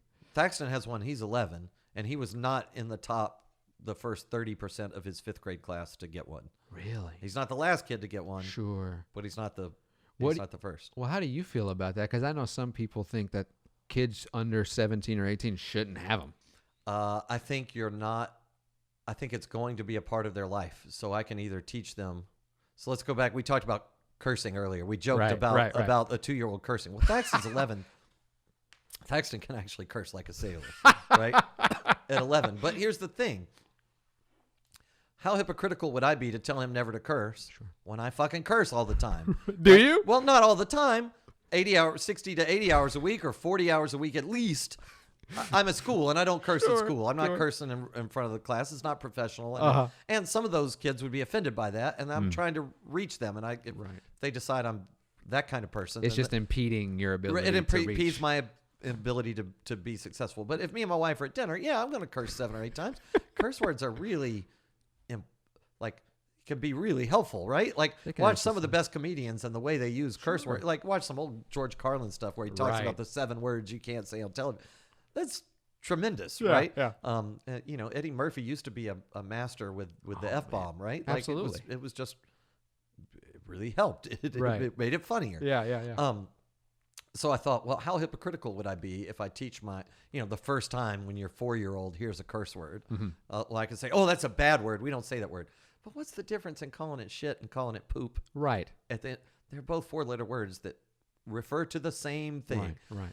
So I go, well, I can pretend like those words don't exist. I can try and shield him from it. He's going to come in contact with it eventually. Sure. I'm just putting off dealing with something that makes me uncomfortable. Right. So instead, let me just face that discomfort head on and say, Thaxton, there are some words that are considered curse words. And some of those words are they may mean the same thing as another word, but it's not polite to use them in certain company. And some people think that it's wrong to use those words. And I'm not going to tell them that they're wrong for that belief. They can, Sure. And some of those words make some people uncomfortable. For example, your grandmother. So if he's asking me about the word fuck, I'm going to go, well, that's a word that's going to make your grandmother really, really uncomfortable. Right. Excuse me. Oh, you're good. So, let's not ever use that around her. It's a word that's going to get you in trouble at school if you say it at school. So you can't say that word at school. Right. Right. But and then it becomes even more uncomfortable because like, what definition of that word do I go into? How I'm not going into all the depths of that word with a 4-year-old is not appropriate, right? When they're 4. Now he may ask me again when he's 9 or 12, and it may be a different conversation. When he's 4, I just say that's a word that people say when they're angry. You know. Right. And so we cover that, and we talk about it. Face it head on. Yeah. And but then I have to be willing to accept that he may curse sometimes. And it's strange to hear a 7-year-old who's at home and stubs his toe and goes, shit. And I can get mad about it, but how hypocritical would I be? Because when I stub my toe, I say shit too. Right. And he learned it from watching me. So I just go, are you okay, buddy? And put my arm around him and I go, hey, remember with that word, be careful at Gma's house. Don't use that word at school. Right. And he understands. And he doesn't really curse all that much. He's never gotten in trouble for cursing at school. That's good. I don't think he's ever cursed around his grandparents. Right. That I can tell. Well, the different grandparents at different levels. There's some grandparents you can curse around and some grandparents you can't. But he's done a pretty good job of never had one of his friends' parents call it, because he doesn't curse around his friends, you know. Oh, okay. But then I don't have to be afraid to let him watch a movie that has curse words in it if I think it's a movie that he'll enjoy or that we'll get something like, oh God, we can't go see this. It's PG-13. Yeah. But I feel like there was something else about that we were talking about that led into that parallels that. I can't recall. Something else with kids. Well, I don't have any. I know. And I'm not looking forward. Well, that's okay. And not that I don't want some, because I do. I just mean like not just my kid, but like my students or whatever. Like as far as like facing things that can be awkward to talk about. Okay. I think, well, we started with racism and like more political because social media is such a big part of growing up now. You know? So the phones. It was the phones. It was absolutely the phones and the internet. Yeah. So I could just not give him a phone until he's 17 or 18. Sure. But then he goes to college and everybody else is good with their phones and good with, or let's say he decides to turn pro as a golfer and he's 20 and he's not using Twitter. To promote himself and to or Instagram or anything like that, or whatever the next medium is that might come about. Right. Or I can go ahead and give him a phone when he's 11, which is when he got one. When I can still monitor, I can still set some parameters. Sure. I can be aware of how many hours he was on, so he's not. That's super helpful. So he's not on for too many hours. Yeah. Because no one, you say, hey, do you want to be on, how many hours do you want to be on your phone today? No one's going to say more than 2, I would think, or 3. Right. But if you check people's screen time, a huge percentage of people, it's 7 or 8 hours. It's crazy. At the end of the day. And if you go, hey, do you intend to spend 8 hours a day for 6 days this week on your phone and not interacting with your wife? Right. No one would say, and your pets or your, no one's going to say yes, that's what they want to do, but their actions speak otherwise because they're not prepared. And so the same way with content on the internet. I mean, at some point he's going to find a dirty website, right? To my knowledge, it hasn't happened yet. Twitter can be considered a dirty website, man. Well, maybe Twitter, but I'm talking, like porn. He's going to find dude, I'm talking about that. And it's dangerous to give an 11-year-old a tool because there's a lot of stuff out there that can really scar an 11-year-old. But if I wait till he's 17, does that, I mean, when I was growing up, they didn't have phones, but you tell me kids didn't find dirty magazines and find stuff. Right. Of course they did. Like all that stuff always existed. So instead, when he has his phone, when that day comes, I'm going to be able to search, because he doesn't know that I know how to search his history. He doesn't know that I know, how much. So the first time that he goes to a website that's inappropriate, I'm going to know, and then we can have a conversation, and we can turn that into a teaching moment. Got you. But that's good. That's good that you have that foresight to be like, well, it's going to come, let it happen. And then when it happens, react we'll appropriately. Correct. And it can be a learning, and it can bring you closer together as a family instead of further apart. But the same with my students at school. When they do something wrong, when they fuck up, and teenagers make dumb choices all the time. You're telling me. But it's amazing how if I treat it as a learning opportunity, how much respect they have for a teacher or an adult who is not coming from lecturing or a place of judgment Guilt or whatever. anything. And that doesn't mean I don't punish them, and it doesn't mean there aren't consequences, because I'm not doing my job if they don't learn that, look, there are consequences to choice. But I don't have to be angry when we talk about it. We can sit down in the office and say, hey, you brought beer on the band bus. That was a really bad choice. Here are all Not the reasons cool, that was bro. a bad choice. And like there are consequences to choices, and this is why, this is how it could have, and then they're still going to have some consequences at school or whatever else, obviously. Sure. But at least it's been a learning moment or whatever else. Yeah, I mean, I feel like to your point, people do blow things out of proportion. Oh, absolutely. Quite a bit. And school discipline seems to be one of them. Have you found a difference? I mean, because you kind of were there before, right? This It's whole interesting. social media thing. Over 20 years, and now with it being such a big deal, and students having access to all these, what I would think or guess would be more adult ideas, right? Do things that people get in trouble for back then, like what I would do, differ quite a bit from what people or kids are doing now?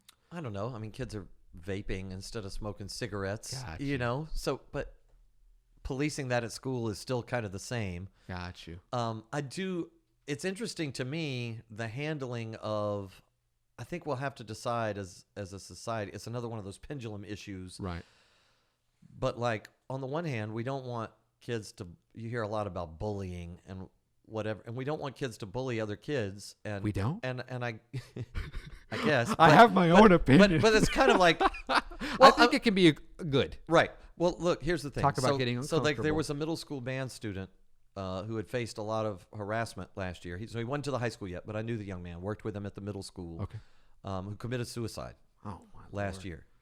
So if there are things going online that lead to some of our students committing suicide in 7th grade, That's insane, man. that's crazy. So as adults, as authority, surely we need to step in and address that issue and help so our kids aren't dying. Yeah. But on the other hand, do I think that a kid should be punished at school because they wrote someone mean on somebody's Instagram or that didn't happen at school? Right. Like, and I think we're looking too much to our schools to solve problems that are really the responsibility of those parents. Absolutely. I can agree. to solve. Yeah. So I don't know where the line should be. I don't know. I don't have answers for that. Yeah. Probably some kind of compromise. Maybe. It's always in the middle. Yeah. Right. Yeah. Yeah. Maybe. Because that's, I mean, I've heard of those kind of stories, and I hate it for these kids having to go through something like that. But to your point, it's got to be a medium where, you're right. I don't know how it feels to have that kind of pressure both at school and at home because of this little box. Right.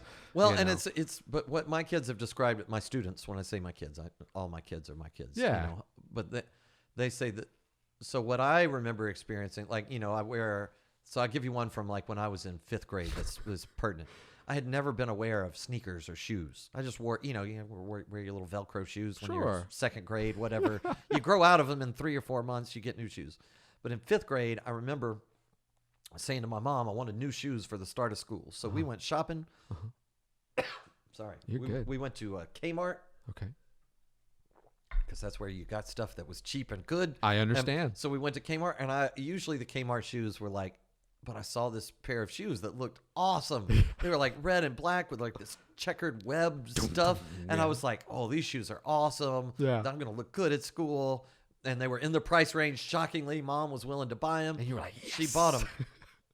Unbeknownst to me, they were like modeled after the first Air Jordans. So they were like fake Jordans. So off-brand. I didn't even know what even know what Jordans were. I didn't know it was Kmart brand Jordans. So when I got to school, I took, you got your fake Jordans, think you're so cool, huh? Like I got that and Mom wouldn't buy me another pair when I come home in tears the first day. Like, nope, that's your shoes. You're wearing them. Yeah. So everywhere I went, like on the playground, and then when kids knew they could push. So we all have stories from like that when we were kids, something that we went through along the way. Right. With kids today, that doesn't stop when you leave school. Yeah. Because it's ever present because they're all on their phones. So the the person that made fun of you because you're short or because you have glasses or because you're braces or because you're fat or because you're too dark skinned or not dark skinned enough. Right. That follows you home. Yeah. It's on the weekend. They're still posting about it on the weekend. They're all still posting about it. And so that's. Can you check that? That's really. That's weird. First time knocking on the door during a podcast. During a podcast, we got to guess. Yeah. Also, you kind of live down in the dungeon, so. Yeah, that's right. Who? Guy with a laptop. It's Jehovah's Witness. No. Yeah, tell them we're not here. We're busy sorry, doing not our here. own thing.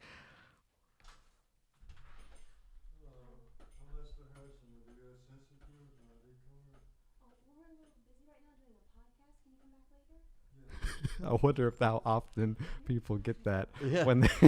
I'm sorry, we're doing a podcast right now. Sorry, can't help you. Yeah, He's like, people feed me bullshit excuses all the time, and that's a new one. I've never gotten that. Yeah.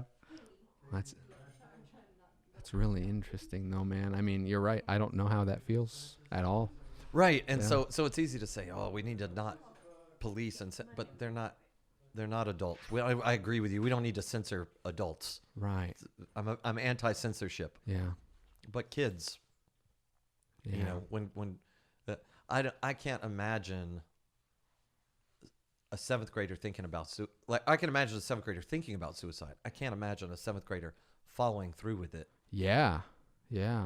Like that was not a thing that, like, when I was in middle Same. school, I didn't think anybody would kill. Now by junior, senior year of high school, yes, like I was aware that, like, I knew what suicide was, Right. and I was aware there might have been some kids who went through a lot who had thought about it or Yeah, maybe yeah. even tried it. But seventh grade is awful early, and you can look up there some headline stories of even like fourth or fifth graders committing suicide. That just blows me away, man. And it makes me feel so bad just because, I don't know, because I sympathize of, you know, like you were saying of that story with the sneakers. Like for me, it was way younger, but at that point I learned my lesson to like, or a lesson. And I don't know if I don't know how to feel about it other than for me, I ended up just learning not to care. Well, I think that's healthy. Like it's empowering to go, oh, this bully's saying stuff about, okay, they think I'm fat. Oh, they think I'm ugly. They think my teeth are bad. Oh, okay. Who are they? right. It's an important thing to learn. Yeah. But if it's there all the time, it can be really hard to be like, well, I care because it doesn't stop. I can see that. Right. Yeah. But so I do think we've overstepped our bounds at schools when we punish kids for things that didn't happen at school. To me, that's Right. when you're in the doors of the school. All right, if you posted something about Sally during the school day, you were supposed to be here for learning and work. Sure. But if something happened on Saturday, I wish the schools would just go, Right. hey, this is your mom and her mom should talk, but Right. my name's Paul. That's between y'all. Right. Well, one thing is, it still goes on when you grow up too. Right. Absolutely. Not all the time. Not all the time. But they have, like, there's It gossip still in every happens. workplace. There's somebody. Everybody works with someone who doesn't like them. Everyone works with someone they don't like. Oh my God. Yes. It does not escape. But at the same time, you can control, your actions and your thoughts Absolutely. about it. Right. You can't control what other people. You can control how you respond. Yeah. 100%. Another thing I learned. Oh. Is there a story there? There's always stories, man. But talking about stories, I remember you telling me one about I don't know if I told you about my big one, because I have several little ones when me hanging out with Miguel and Dylan Landris, Corey Batchelor, of course, all these band geeks, right? Right. So did I tell you one where it was me, Miguel, Dylan Landris, Corey Batchelor, Brett Davis, who was still going to GC at that point, I think. Okay. And we were all, there was a big game that came out recently, and I wanted to play with these guys, and we're all just going to hang out. But Brett ended up like you were talking about, things kind of get in our lives, like whether it's parental or school. I think relationships was the name of the game for this group. Yeah. Because, oh my God, like whenever girls, especially Brett, he was super into this chick at GC. And this is back in high school we're talking about. Okay. Yes. And no, I vaguely remember, like, they were going to get married. He was like talking about that stuff even in high school. All this thing, but this one night, man, I just wanted to play a game with these guys, or Miguel wanted to watch movies or whatever, but we were all there, and this is pre-drugs, right? Right. Right. So no influence. Ninth or 10th grade, not 11th or 12th grade. As much. Right. But we were there, and something happened between Brett and his girl at that point, and it was like 1 o'clock in the morning. Okay. And you were teaching us, and I think it was that time where Brett was about to go back to GC. Right. He had maybe already decided or was about to. Something like that. But something happened between him and his girl immediately, and he had the bright idea before we all drove that he was going to walk to her house. I vaguely remember hearing part of this story or Dude. hints of this story. Scary stuff. So you guys left in the middle of the night. Middle of the night, 1 o'clock in the morning, and all of them had left. And I remember I had a decision to make because I was there about to start the game at Miguel's place, and I was like, I'm either going to play this game or I'm going to go with them. I decided to go with them. Right. Like an idiot. Yes, like an idiot, but also like when you have idiot friends, you're like, if I'm not there, That's true. who knows what they'll get into. That's true. I can mitigate. And we got into some shit because it was like 8 miles, man. 8 miles. I made the drive every day whenever I was going to Dalton College. Right. Which I just wanted to go there, get my GPA up, and then go elsewhere. So you guys walking in the middle of the night probably took you at least 2.5 hours. 2.5 hours. We got there about 3:30, 4 o'clock. Yeah, I was like, I mean, you can walk a mile in 15 minutes, but I was like, it's dark and you're not sure where you're going. And we're playing sneaky because it's late. Right. And cops were out. Well, also it's Gordon County, so you in the it's a little rural. You walk into somebody's yard and you get shot. So. That's right. And we're getting to that.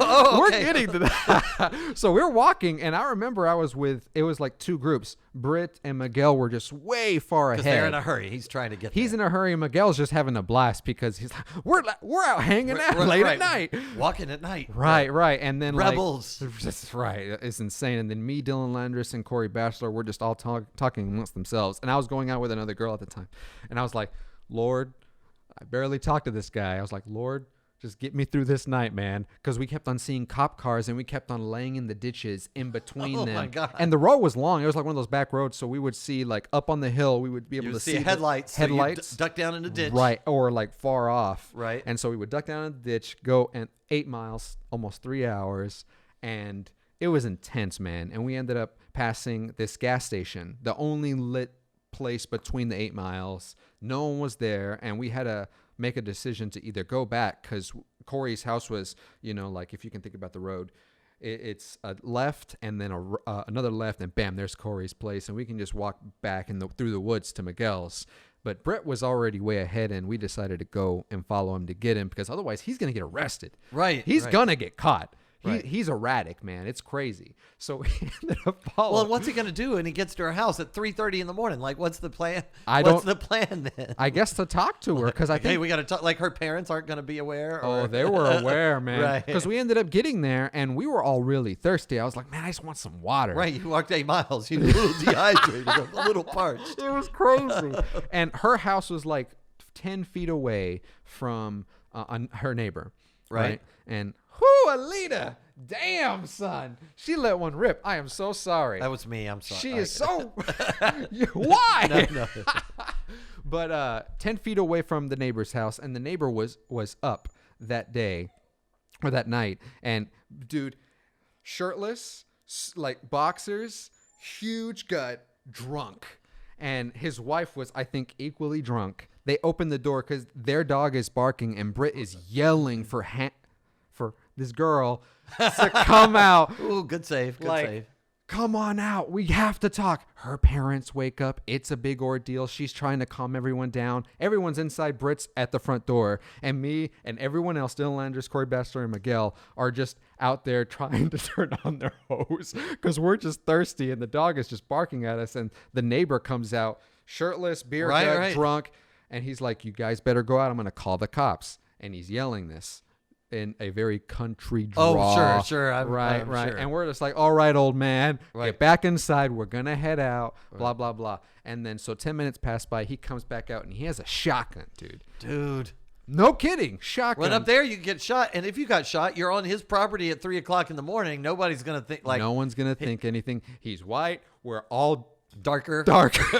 I mean, Dylan. Which is a thing. Dylan questionably darker. That's what it's going to say in the police report. Right. Questionable. Right. Right. But Dylan Garcia is what it was going to be. Right, in the that's press report, right. But he comes back out and he has the shotgun, and we all start slowly walking away on the girl's front lawn, heading back. And it's like 4 a.m, and Brett comes out. Like, he ended up getting inside, and he comes back out, texting Miguel or something, saying, "Come back. We're all gonna go inside. It's all gonna be good. We're gonna get a ride home." I was like, "Okay." So we all start walking back. The guy comes back out again, shoots at our direction. What? No shit, dude. And we all panic. We all fucking leave. Brett stays there, and like, I'm running, I'm holding my left arm thinking I got shot, and everyone else is just like, we're all breathing and panting. We end up making it to the highway, and on the highway there's like this slant of a hill, so we all just roll down this slant. Corey Batchelor ends up getting cut with a beer bottle that was just out there, and he's gashing, man. It's not super bad. Was your arm bleed? What happened to your arm? Nothing. I think it was like having a heart attack or psychosomatic. Something. But it was just like, I gotta get out of here. And we all then start the trek back to the other 8 miles to get home at like sunup. That's right. But this time, as we were over there on the highway, we see a cop car come from the girl's house. Oh, from that direction. Yes, and we're out there for 20 minutes just breathing, trying to wait if Brett's going to come, because he's still there. Right. And he's calling Miguel saying, "You have to come back. They're looking for you. They have your names. I told them your names." And I'm like, that idiot! Right. Why? Now they know how many of us there are, how we look like, and our names. Right. But we end up not going back there, which probably we should have. We see the cop car go. I don't know, after the gun. I mean, it was scary, dude. Right. I don't think I've ever been shot at after or before that. Yeah. Insane stuff. But we end up walking back to that gas station, right? That only lit gas station. And we end up going, instead of taking the main road, going towards Corey's place. Right. And just decide to take the woods back there, because we're out of sight, out of mind. Right. No, less police interference. Right. But on the way there, as we reach the gas station, it's super lit, and we end up taking that right now towards Corey's place. And as we're going there, a cop car, we can't escape because he's just right there. Just passes us very slowly, looking at us, shining the light, and then heads, and for some reason drives where we were, like back towards her house. Interesting. And we're all like, we should probably run now. Right. So we're all running, and we end up getting to almost the Corey's house's road. And there's like, if you can think about it, here's the road, and there's like all these woods over here, and then over here. Everybody on the podcast can't see your hands, right? They can't, because it's video. Oh, it's video, right? Yeah. So it's but depending on the medium. That's right. Okay, so basically, there's this road, there's woods on the left, and we're almost at Corey's. I don't think the hand gestures were actually integral to the story. I appreciate it, but we're almost there, and 2 cars end up coming toward us, and it's very obvious that they're police cars at this point. Right. At least to me, I think they are. Right. Everyone else heads up into these woods and just lay. Oh, no, they're laying down. They lay down because the woods are right in front of a house. It's like a yard, but there's just woods. Right. And for me, they leave me there because I'm just trying to make it to Corey's place. There's no way I'm going to make it. Right. So I just hide in the ditch, and the ditch isn't. It's like 2 feet. Right. And I'm wearing a camouflage jacket, have long hair. And I'm just laying down. I lay down, and the cop cars, no shit, just park right beside me. And I hear my name. I hear them trying to say they're looking for us. And you're like, right, that's like something out of a movie. It's crazy, dude. And I'm just like this. And I'm looking to my left, and I see them. And they just drive off. They didn't. Either they did see me and they just wanted to fuck with me. No, they probably just happened. They know y'all are in the area, right? So they guess. just happened to stop to talk to you. You see him? No. You see him? No. Meanwhile, you're like, it's insane, dude. And then they leave, and everyone else thought I got arrested because they're like half a mile back. Oh no! In front of the house, and I'm just not moving, waiting for them to catch up. We end up rendezvousing at Corey's place. So you still could text to like meet back up? No, I was just laying down. I'm not moving. I'm just breathing. But I mean, afterward, did they go on without you? No. Like I ran ahead of them, and we were all going to the same place anyway. So you just waited. I just waited in the ditch. In the ditch until they walked up, and I was like, they thought I was arrested. They were just happy to see me. And I'm like, you don't even know what I'm feeling right now, man. We get to Corey's place, and dude, it was crazy because his dad was up, and his dad's a bit of a hard ass. Oh yeah. So remember. it was a big deal that he was out so late, and that there were cops out. I don't know what he told him, but it was not good because whenever he got back, he was like, right, red faced, and I felt so bad. We all felt bad, and he's like, "It doesn't matter, let's go." We end up trekking through the woods, getting beat up by thorns, hearing dogs barking. So now we think that these cops are out there with fucking mutts. Right. It's probably just somebody's dog at their house. Yeah. Right. But I mean, a teenager's mind is just right. Well, Right. And we already the shotgun, so you're just going to the worst possible. Absolutely. And we call Dylan Crump. You remember him? Yeah. We call him, and the motherfucker hangs up on us, dude. After that situation of what just happened, we're like, we just need someone to pick us up. And he's literally on the way to Miguel's place. It would take him 2 minutes to just do a drive, and he was the only guy that was driving at the time. Right. None of you guys could drive yet. He just hangs up on us, man. And we thought about calling you. Oh, yeah? Yes. Except I was an hour away. That's right. Well, I always told you guys, and I still tell my kids, I'm like, look, if you're in a mess, because I'd rather, like, ideally, if one of my students is, like, at a party, if they're on drugs, or I don't want them driving. Like, I mean, it's only happened 1 or 2 times in my 20 years of teaching that I've gotten that call at like 4 or 5 in the morning. Mr. Cheyne, this is so and so. Yeah, what? I really need help. But really, but it's happened a couple times. Wow. Yeah, that's wild. We could have really used you. But we got there. We knocked out. It was like 7 or something. Was it a weekend? Was it still weekend? Was this like a Saturday night or a Friday night? A Friday night. Okay, so you could sleep the next day maybe and recover a little. Yeah. I remember it wasn't a big deal the next day for us just to sleep. Once it was over. It was a big deal when it happened, but once it was all over. Yeah. But I remember that happening after I told you a story about my law enforcement run-ins in high school. Yeah. Yes, and talk about a movie. Yeah, you want me to tell that story? Please, yeah. Okay, all right. So I think the statute of limitations and all this is running. In fact, I'm pretty sure my parents have heard this story now. It's the only people. Well, I mean, it had to have been like, what, 25 years Oh, yeah, ago? now we're talking about, 90, 95, 96. Oh, bro, I think you're okay. So me and a bunch of my buddies were, we could look up when it was because we went to see the movie Broken Arrow. I don't know why I remember that, but like me and a bunch of my friends had gone to see Broken Arrow with John Travolta and Christian Slater and man, it was not a good movie. Don't go look it up, folks. It's not worth your time. I'm gonna watch it after this. So we were just driving around, small town kids, like there's not a lot to do, and it wasn't quite as rural as Gordon County at that point. Clayton County was a little more suburbs, but there still wasn't, so the movie was over like 9:30, but none of us had to be home till like 11 or 11:30. When you're like a junior in high school or something, like, oh, we got an hour and a half. Yeah. But none of us really had any. We're like, anybody got money? We go to Waffle House or something. Everybody was short on cash. Somebody's like, I got a roll of pennies. There you go. So I'm driving, and I've got 4 of my best friends in the car. So they just like, hey, let me see some of those pennies. So we roll down the windows. I think the air conditioner didn't even work in the car, so we were probably riding with the windows down anyway.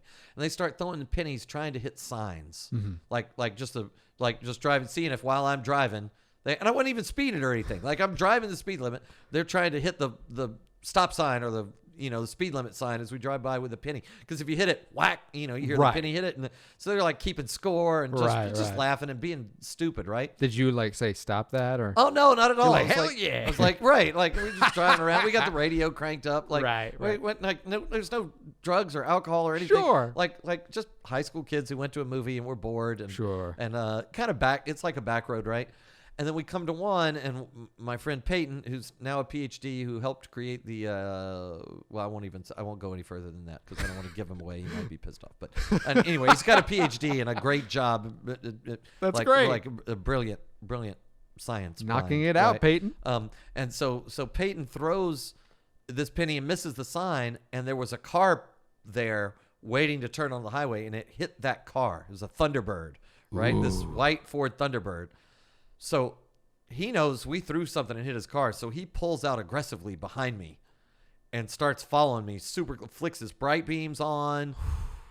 So now I'm like, well, shit, we need to get out. So I step on it. So I start, and it's back roads, but I grew up. This is where I lived my whole life, right? Or at least from since we moved from Alabama. So I've lived there 10 years. Yeah. So I'm driving every back road, and it's my mom's Buick Century, right? But I mean, there's a lot of horsepower in those old American cars, So I'm going, and the tires are pretty new. So I'm screeching, turning here. He's just following me, smooth as silk, just right behind me, never more than a car length. And I'm hitting 75, 80 on curvy roads. Yeah. So next we come up to an intersection at a highway, and I'm like, well, I'll just wait until I see a car come. So I sit there, and I was like, maybe he'll get out of his car and we can drive off. If not, I was like, I'm gonna wait till I see a string of cars coming. Then I'm gonna turn left right in front of them, so that there's cars between us. That was my plan, right? So it's a little dangerous, but I'm like, I can pull out. I'm gonna try and judge it. Yeah. So I've been sitting there a while, and a couple cars come, and I pull right out in front of him, right? And it works. So then the guy so there's two cars between us. Ooh. He just passes them both on the double yellow line and gets right behind us again. Oh, shit. So now I just slow down, because now I'm like, I'm going to get a speeding ticket. I'm driving crazy is not working. And this is at night? Let me slow down. Yeah, it's nighttime. So now it's getting close to, he's been following us 15, 20 minutes, and our time, now everybody's starting to be like, hey, I got to be home at 11. It's 10:42. We're driving away from the house. Yeah. So I just sort of slowed down. I'm like, guys, look, here's the deal. I got almost a full tank of gas. What are the chances he does?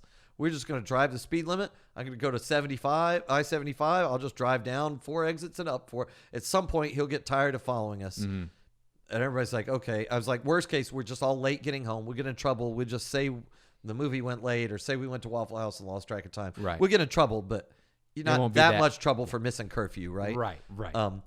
And then someone goes, well, what if he's got a car phones, late 90s, mid 90s. Someone goes, what if he's got a car phone and he's calling the cops? Which was not likely, but we all knew people who had a car phone. It was like 1 in 50 cars. Uncommon. Or right, 1% of cars or less, but it was a thing. Yeah. And the car goes dead silent after somebody says that, because we had not even considered car phones were a new enough thing. We didn't even consider it the first 20 minutes. Uh-huh.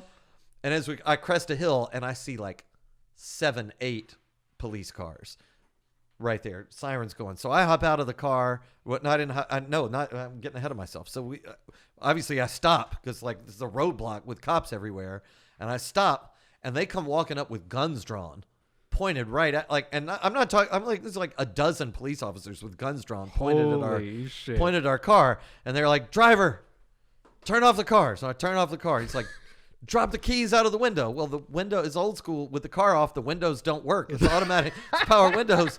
And I'm you yelling this? So I yell. I go, my high pitched. I'm terrible.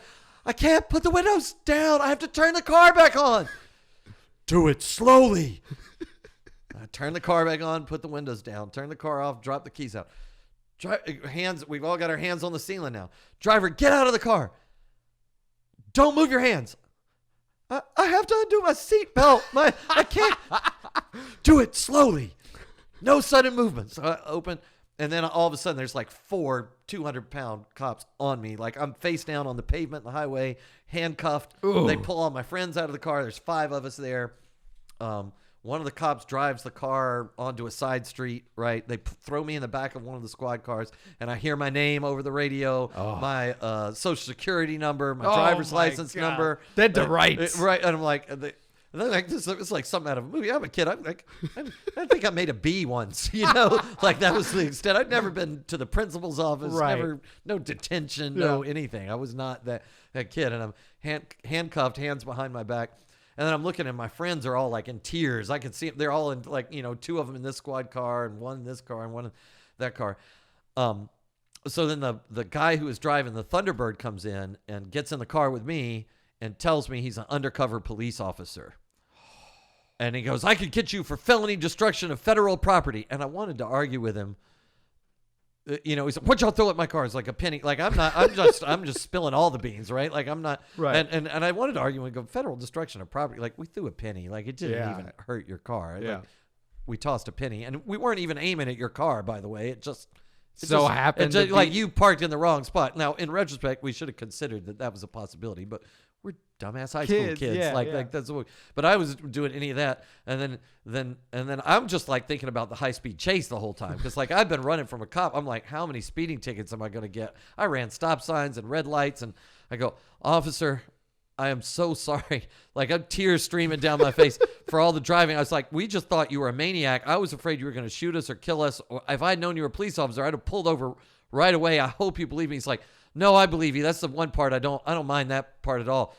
That was actually pretty good driving, kid. You should consider like being a cop someday or something. So at this point now he's joking, like he's lightened up. He's especially once I apologized and I think he realized it was kids. And then I was like, so now we're like talking. So I'm like, sir, do you mind if I ask why are all these cars here? He goes, well, our radios don't patch through to all the other not every cop can hear every cop on the radio. The radio would be chaos. He's like, we all just talked to the dispatcher. But once you left, I told the dispatcher I'm in high-speed chase, high-speed pursuit. And I had to call for backup because I was in an unmarked car. He's like, I can't pull you over in this car. Obviously, you didn't. I was like, I flashed my lights, but who's going to pull over when somebody? So he actually didn't blame me for that part, right? Right. But apparently, the first thing once she patched him through, so everyone could hear, the first thing they heard is high-speed chase. I need assistance. So there's nothing else going on a Friday night or Saturday night. So, everybody gets involved. And just by chance, because I'm taking all these back roads and evading him, every time, we never saw a siren, ever. How we managed to go for 20 minutes, he was like, yeah, they were calling. I told them we're going west. The next thing you know, you're going north. He's like, if you had robbed a bank and were trying to get away, no bank robber would have ever been that good.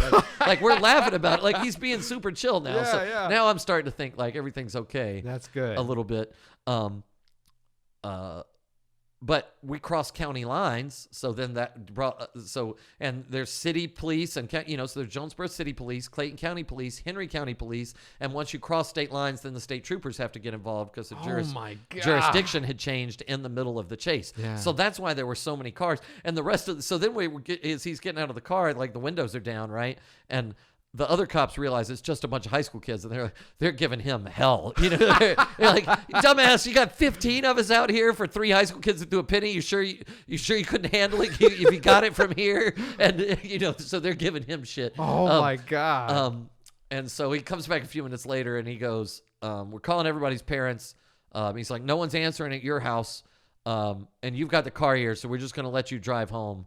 But all my friends, their parents came to pick them up. One by one. So they were in shit because even though there were not even a speeding ticket, nothing happened. Nothing came out of it. But all 4 of my friends, their parents show up and saw them in handcuffs and saw 15 squad cars there. So they're, not allowed to go to prom and not, like pulled off of the sports teams and like everything else.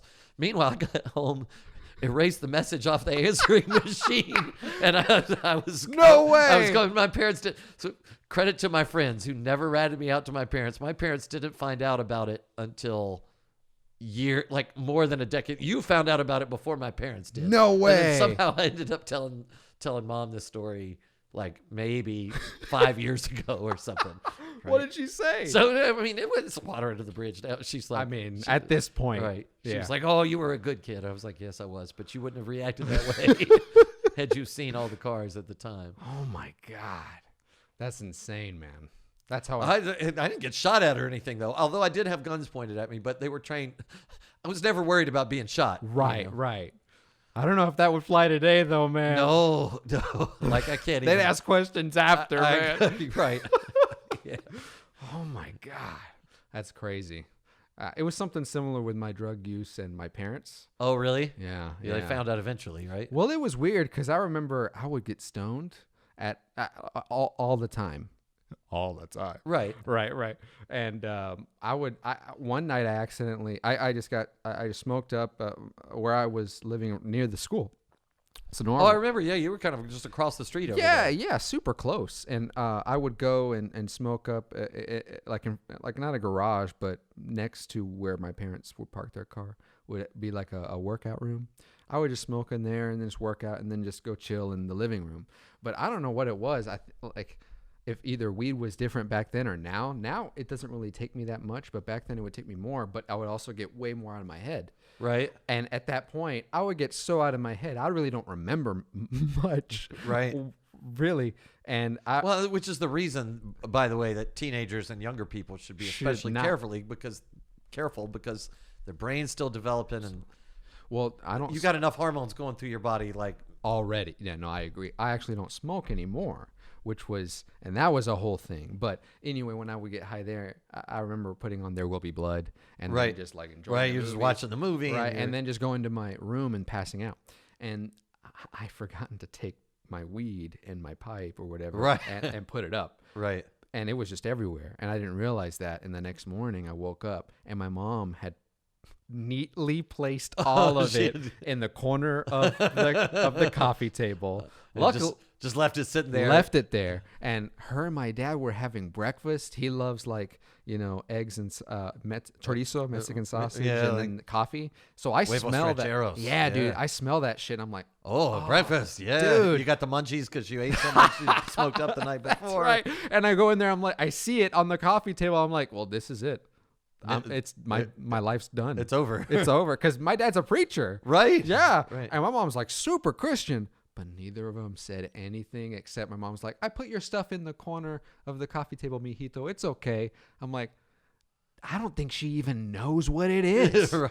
I don't, because she was pretty like Christian household. Right. Had maybe never seen it before. I don't think she knew what it was. She think it was like a harmonica or something like. Maybe my dad knows, but in the mornings he's like so groggy, he doesn't even know what's going on. And so they never even talk to you, or never. But here's the weird thing about it, though. Going back to like parents from different generations, your parents are probably still fairly close to my parents' generation, and that was that generation of like, we don't let you figure things out for yourself. Absolutely. And we don't talk about things head up. That's very true. That's very true. We especially if there's something uncomfortable, it's easy, just something that's going to cause a huge fight or whatever. We'd rather just not talk about it. Dude. I mean, that's what led to my parents getting divorced after 27 years. Like my parents were together for decades.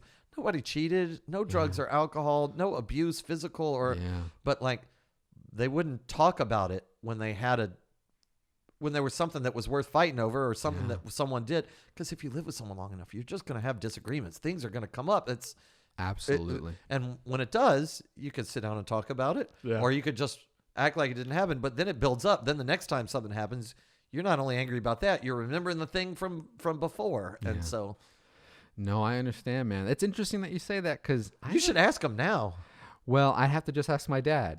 He's the only one that's around. Oh, I didn't know your mom passed. Yeah, it happened recently, and it's funny that you mentioned that because I'm so sorry to hear that. My sympathies, brother. No, I appreciate it, but it happens, man. Right, it happens, and very important lesson to learn that it can happen. Right. Well, and we're definitely at that age. I mean, I won't lie. When my parents call, my first thought is I always answer the phone when my parents call because my first thought is, did something happen? Right. Is there an emergency? Right.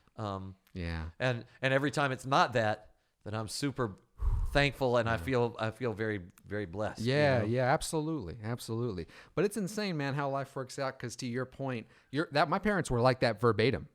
Never talked about anything uncomfortable. I would be the one, like I was always a questionable. Right. Like I would you always ask questions. Right. It made you a great student because if you didn't understand something, you'd ask a question. I'd appreciate that. No, it's fantastic because as a teacher, that's the worst thing when there are kids who are sitting there not understanding and don't say anything because you think everybody's got it. Right. If somebody speaks up and goes, "Oh, hey, I don't get this," especially someone who's bright, that means there's 15 other kids, or in the case of a band, 40 other kids who may not get it either. Right. Or maybe they just haven't even thought that far yet to even realize that they don't get it. So it gives me a chance to. It's got me in trouble though, man. Oh, it'll get you in trouble for sure. It's crazy. It's crazy. But yeah, that's how it was. I remember like there in high school, I moved out my senior year. I remember. You remember? Yeah, I remember that. That I moved out of my place? Yeah. Did I tell you?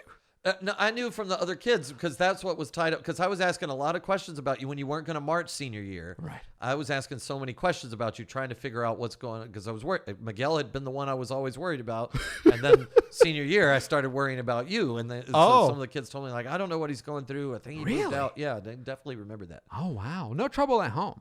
Right. Yeah. Right. No trouble at home. It's just like, I think there's a point, at least with me and my parents, like, because my dad was just like, just let him do what he's going to do. And my mom was like very much they're moms, right? So they're like, my little baby's growing up, and Right. no, Right. you know, Absolutely. and all she had was just like God and kids, and Right. she was very much a at-home mom. And her being sick didn't really help that whole thing either. Right. So like whenever I moved out, that was like that was it. Right. And I had to do it just because, like, for my sanity, I would want to go and hang out with my friends or do my own thing. And, like, she would get upset She would want you at the house. all the time. And that would be a thing. But now, thinking about it, that's kind of gotten me, like, this whole questioning thing and everything. Like, the past few years, especially after she passed, dude, shit hit the fan, man. Yeah. Insane. And like soul searching, all this stuff. Like we went through a lot of stuff. It was some crazy shit. Well, I would imagine I'm blessed to have both of my parents here still, but I can relate from when my parents got divorced, and I was grown, like I was Right. 21, 22 when they got divorced, but I still questioned my whole existence. Mm-hmm. Like started questioning my identity. Who am if I'm the product of these two people, and they're Right. no longer. It's no longer my family doesn't exist anymore. At least not in the way that I thought of it. So if my family doesn't exist, how do I continue to Yeah, exist? Where's yeah. my place? And that was just from a divorce. Nobody was hurt or gone. Right, And right. I could actually, though it was awkward, I could actually talk to my parents and ask some Sure, of those questions. Sure, and sure. knowing that you don't get a chance to ask your mom. It happens, man. But what's interesting is that, like, I don't know if it's me, thinking about it or not thinking about it. It didn't impact me the way, like in a romantic sense, like in the movies. Right. It wasn't like, oh, this is really dramatic thing. This so much despair. For me, it was just like, it happened. It just happened, and then afterwards, it's like, well, what am I gonna do? Right. And then it was just all like, what do I want to do? And that just led to one other thing. One other thing is like, now it's led to the point where I'm like, number one is just be happy, dude. Anything going down that road, you're doing okay. Right, absolutely. and I'm thankful for you that. seemed very joyful through the conversation today. I We've both been appreciate it. laughing. You've been Yes, smiling. sir. Yes, sir. That's the only way to be, man. Because despair, depression, anxiety is a real beast. It is. It is a well, real beast. and it's so strange because when you're in a happy place, when you're in a good place, it's so easy to say, "Oh, I'm choosing to continue this. I'm making Right. choices that continue along this path. Right. I'm choosing to be happy." But you can't say to someone who's depressed, "Oh, just choose to be happy," because it's not that simple. It's not that. It can be Yeah. Well, for some of us, but for any of us at a different time in our lives, it won't be that simple. And especially for some people, when you consider chemical imbalances and all the things Sure. that come into play. which we're at least for me, we're definitely a part of that for Yeah. sure. For sure. It's weird though. But to your point, I did have to face that fact where it's like, it goes from being acceptable because of something that happened or many things that happened to then being like, well, I'm just living in this because I choose to, Right. And to that point, I was just like, why? Right. And then seeing other people that it's weird in my age group, in my age bracket, a lot of people choose to live in that kind of complacency, anxiety ridden, like woe is me. And that goes back to being uncomfortable. Right. Because in order to get to a place where you aren't there, you're going to have to get uncomfortable. Right. Well, and what I try and tell my students is, okay, when you're in a dark place, you might not can choose to be happy. Sure. But you can choose, the things that make you happy. Right. If it's a particular video game or a particular piece of music or a particular meal. Now, I get it. Sometimes the video game can be the problem, and sometimes Sure. the food can be the problem. Absolutely, absolutely. As you seek out balance. But you can choose to. There's certain songs that you can listen to, and it's hard to not be in a little bit of a better mood Right, after that. right. There's certain art that you can look at, and there's certain books you can read. Oh, yeah. And you can choose those things. We also all know the people around us who make us better. Absolutely. We're all Absolutely. pretty aware of who makes us happy, Right. or just the opposite. Like, I know these people bring me down and take me to that place, and you can choose not to be around those people. You Right. can choose to Right. seek out the positive people. Yeah. Um, And that's one thing that's been probably the hardest, I think, is like having to. Well, it's interesting because right now, that's one of the many that I started this podcast. I know so many people through I wish was more in a friendship kind of way, but in honesty, it's more acquaintances. I would work with them, we had a relationship, Right. but it came and went, and even then it was only, honestly, it was like the music, the band, and all this. Like there Right. was more deeper connection there as well, but time happens and all Right. this. No, we had a lot of conversations. Absolutely. Outside of school hours. You came to my house a Right. couple times. That's right. But we haven't seen each other, But how fun is it that this is probably the second time we've seen each other in the last 10 years? Yeah. 8 years anyway. Yeah. But we could we're talking like we've That's seen right. each other the whole time, or like no time has been lost. I love it, man. I love it, and I really appreciate it. Dude, thank you so much again for coming. I think that's a great way to Yeah, I think to so. end I the think show. it naturally sort of draws to a close. Absolutely. You know how long we've been going? I don't know, hour and a half. How long? What's the time over there? 2 hours and 15 minutes. Wow. All There right. you go. Fantastic. I think we're dope. All we're right. dope. Thank you again for coming, man. Absolutely. Thanks so much. I hope you guys enjoyed it.